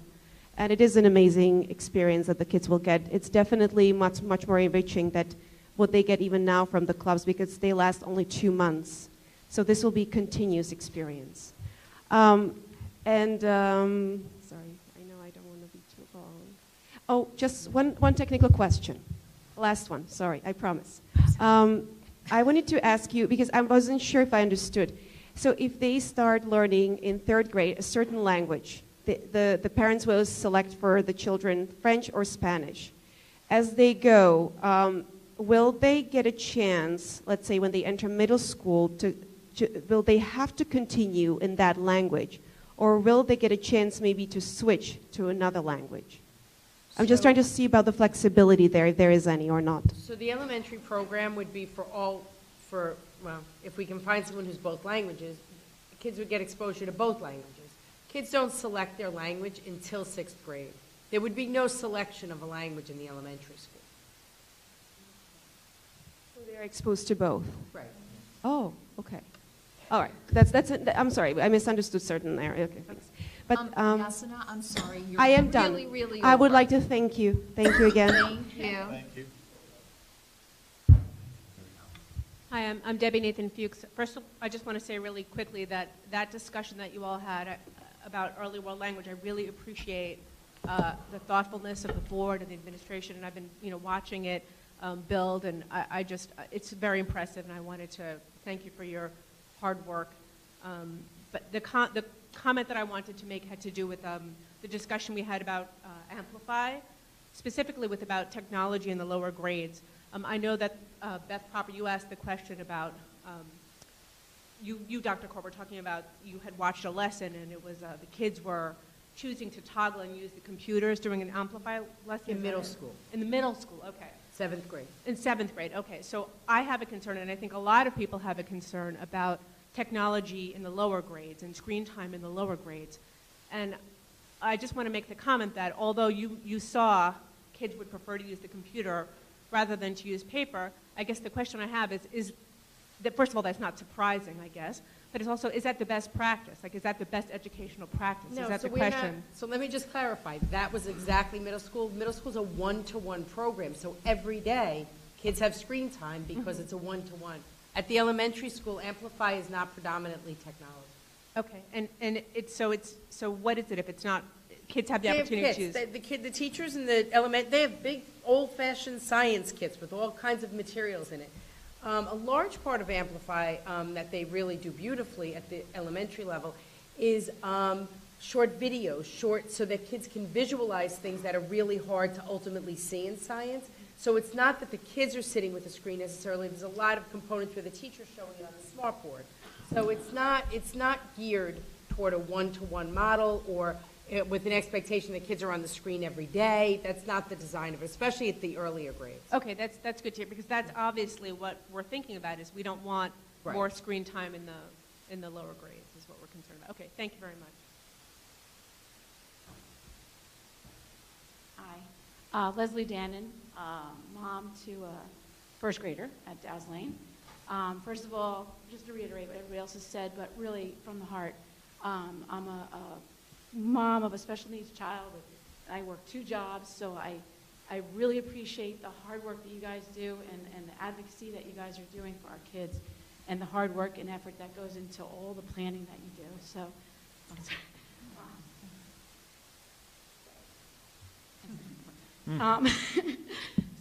I've been coming to these meetings as much as I can because it's really important, and I really want my son to have the most opportunity that he can.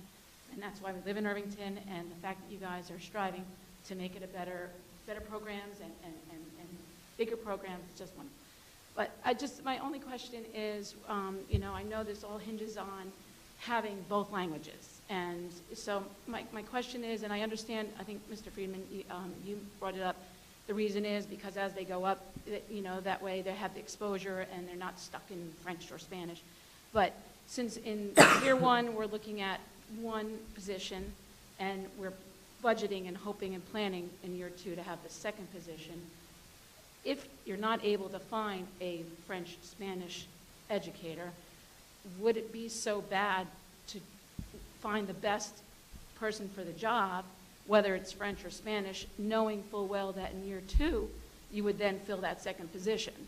You know, because then it's 1 year, you're not, you know, ruining it for the kids as they go up, and except for maybe, you know, we're talking about the fifth graders maybe that are going to then be exposed to one language and then choose in sixth grade.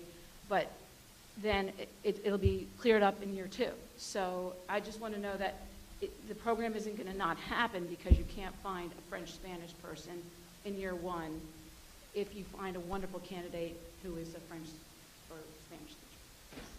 Yeah, I think that's going to come down to our search, and you know, I think with this whole journey and all the emotion and hard work that's gone on to it all the way around, we want to deliver a program. So we're going to have to evaluate where we are after the search. I'm sure the many advocates for the program in the community are going to go shake the trees to try to find a dual certified teacher to encourage them to apply to Irvington.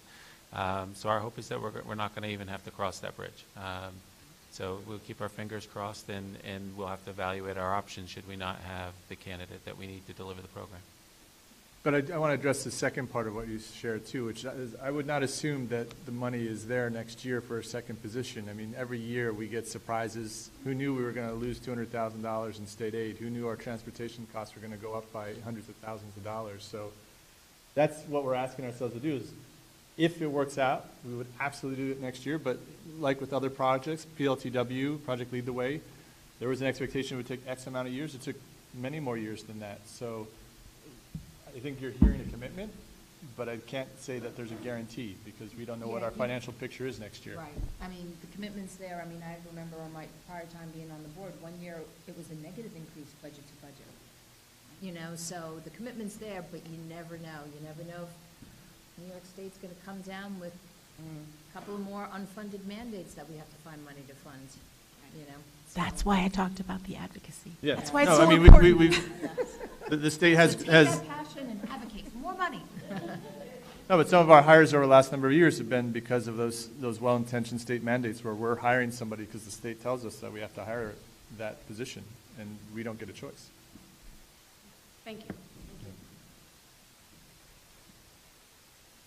Hello, I'm Lisa again. I have an incoming kindergartner and one other one 1 year behind. I was here last time with them. They were slightly cramping my style, maybe adding style as well. So thank you very much. You've heard a lot of things, and I can't thank you enough after hearing Leslie, which is so beautiful. But I also really appreciated hearing the deliberation, and it was very eye-opening, not just on the subject I'm here for, early world languages, but just in general.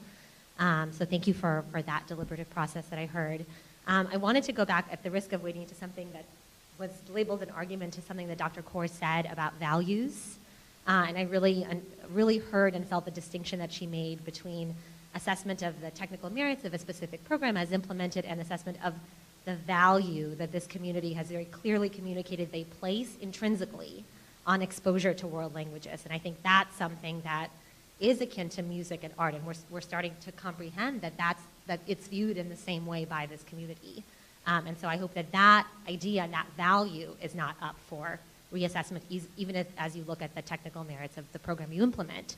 And to that point, I've heard concerns expressed about whether the community really understands what it is that they're getting, and whether they will be happy and satisfied with a program that's not so much instructional as exposure and enrichment. And I just want to draw your attention to the reasons that people gave for wanting this program and how much of that centered around not fluency, proficiency, and those kinds of metrics, but cultural enrichment, cultural competence, the notion of global citizenship, the idea that we live in a pluralistic society, that we live in an increasingly interconnected world, that doing this is a way of fighting racism and xenophobia, as my friend, dear friend Catherine O'Keefe said earlier. Those were right up there with any more, technical fluency things. And I say this as a polyglot. I'm trilingual, but those things are just as important. Just the idea that, even with a few words, you overhear a tourist who's lost, in Brooklyn or somewhere else, you can weigh in and say the subway's that way. And it connects you to people in a way that nothing else does. So I think we understand what the program is and we see a ton of merit in it, and we don't necessarily just compare it what could have been. We look at it on its merits and say, we value this. This is one of our Irvington values, and we want to see that moving forward. And I'm probably at time. I have a letter that's not mine. It's actually from a friend of mine that I'm not going to read out loud. I can hand it in, and I know she also emailed it, but saying she has a kindergartner now. She's been taking part in the enrichment clubs. Her daughter loves them, and she wants to see this program expanded on and grown, and she wants us to join the leading communities, the 40% that already have this, and to be at the vanguard and not sort of trailing behind in something that's increasingly a value all around Westchester and hopefully around the country. So thank you for your time. Thank you for your work. Thank you. Thank you.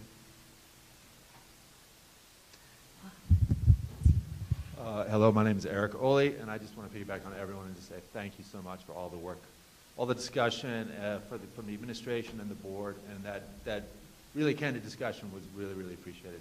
I know, and I know I've had some issues with community engagement regarding the master schedule, and this to me is like the way it's supposed to be done. So thank you very much for that. And just another perspective, I think that following budgets for the last 10 years, budgets and bonds, advocating for budgets and bonds for the last 10 years, trying to build the school district back up to where it was pre-2008, we're never going to get 2 teachers in 1 year in a budget, and everyone knows that. It's not a perfect world. We're not able to fix our buildings anymore with our regular school year budgets. We have to figure out another way to do it. How do we do it? We do it with bonds, okay? This is the way we're going to start a language program, and hopefully it will be an emerging program. I think that should be our goal in the future, and we should really, really fight to get that goal completed. But then also we can think about it from a stressor level in high school. If you think about starting languages much earlier, people will be fluent at a much earlier age, and then this won't have to be such a huge component of their high school education. They will be able to take other classes, not take so many classes. I think that also is another way to look at this. It could be a real long-term goal for our community. Thank you. Thank you. All right. I was going to suggest a break after the committee reports, but I think maybe we're ready for a 5-minute break right now. So if you'll come back to 5, we'll continue. Lots of exciting stuff ahead. Stick around. Maria, do you have a second? Oh, yeah. Chris, do you have a second? Martini, are we back on? All right. Thank you. All right, so returning to our previously scheduled program, we had moved our committee updates now, so surprised not to have one from Buildings and Grounds, but okay. They deserve a vacation. Yes. A break. Great work up to this point this year. More to do. Communications. Do we have an update? We worked on coordinating communications for bond and budget and are finalizing the survey, which will begin later this month. Is that specific, too specific enough? I hope in the next few days to have a launch date. It's just going to be a timing before or after break based on being able to grab our audience. So I can see in my inbox I have an email from them, so maybe I'll have more direction. Great. And there's also a newsletter coming out. Was it shared with the committee, communications committee, the last time we gave the survey? We got some feedback from the kids. They didn't realize to take it seriously. They weren't sure about it, and if they knew that their opinion was mattered, they would have. And that carried over to our conversation at administrative council as they're going to think about their administration. Great. Fantastic. Glad to hear. Yeah. Oh, and just so you know, because you had asked me to raise that at the meeting, and I did, and the other thing that was pointed out was like some of the questions, like the one about mission and vision, that the kids were kind of getting hung up, like, what do you think the mission is communicated well, does the vision, so they kind of like put those together to make it that the kids wouldn't get stuck on stuff and lose focus. So I think it was a really great suggestion. So some tweaks from the version last year, but a lot of consistency as well, because then the strength of it grows over time. But places where, you know, you could see that there was that kind of thing, you can see, it was fascinating, really, learning more about how these things are created and how important they are to measure climate. I'm sorry. Go ahead. Yeah, I'm done. It's that time of the day, I can't hear. The newsletter for the that informative piece is for the budget and the bond. things that go out and? It's 6-day notice, so it has to go out within a window of time of the vote. So it's actually complicated. If you've seen some of our communications on the website and in newsletters, we have to provide, by law, we have to provide anything related to the vote, or a vote in both English and Spanish. So we've actually worked through, and we worked with Syntax to be able to develop a format for that, and I shared it with the Communications Committee.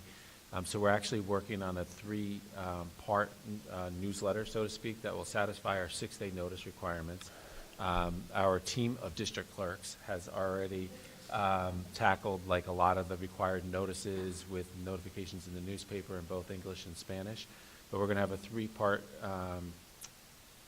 budget, bond, vote, election newsletter. So it's going to be, and with some feedback from the committee, we're actually looking at doing it in 3 different color fonts.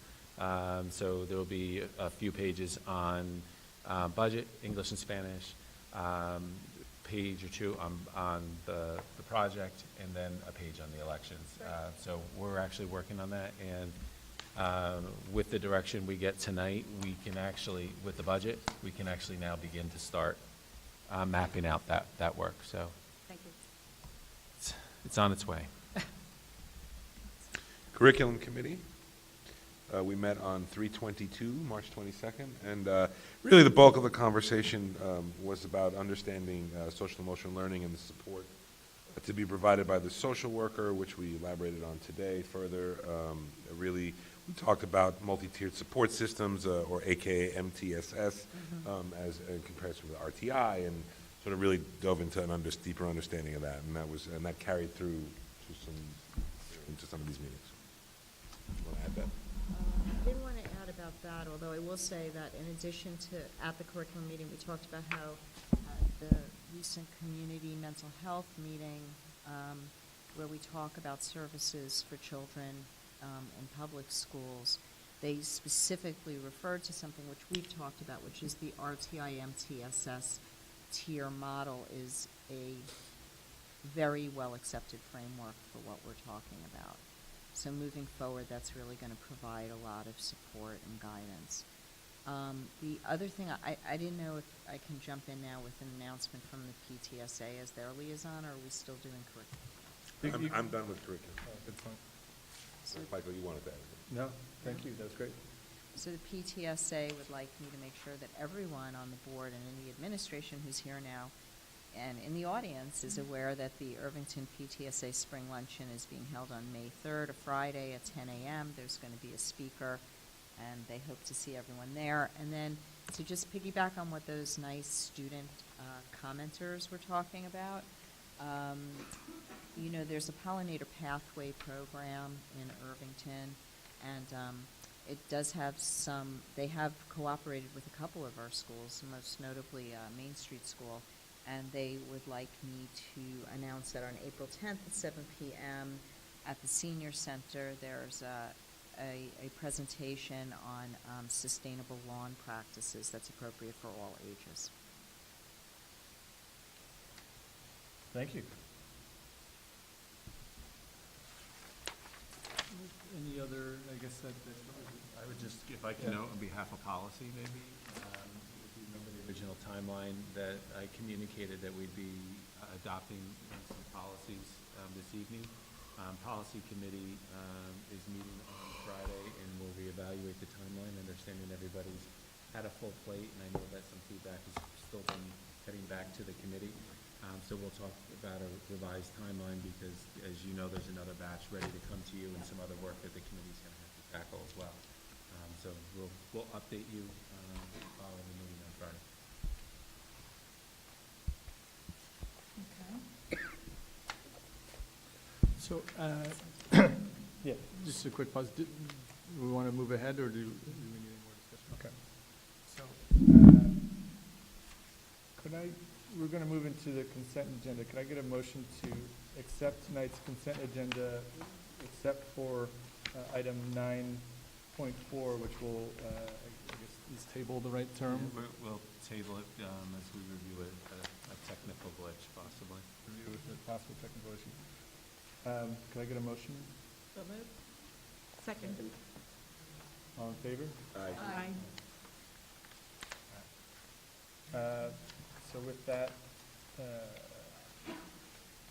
second vote to approve, or did we just do that? We're all Get it done. First, second, Ron. Okay. Pauline and Doreen, you got the motion? Yep. Yep. And as always, we appreciate the partnership with the PTSA, which gave a grant for the Main Street School Dance. I'm sure that'll be a lot of fun. And the IEF, which gave grants for digital camera and debate club. The debate club is a new club at the Yep. high school. Great. I think that's our thanks. Any additional community comment from our audience? It's been a long night. Yeah. I'll So- find a teacher. I'm going to remind you of that. Our next public meeting will be Tuesday, April 23rd at 7:30 PM in the campus presentation room. Could I get a motion to go into executive session for the purpose of discussing the employment history of particular persons? So moved. Second? Maura seconded. Okay, all in favor? Aye. Thank you.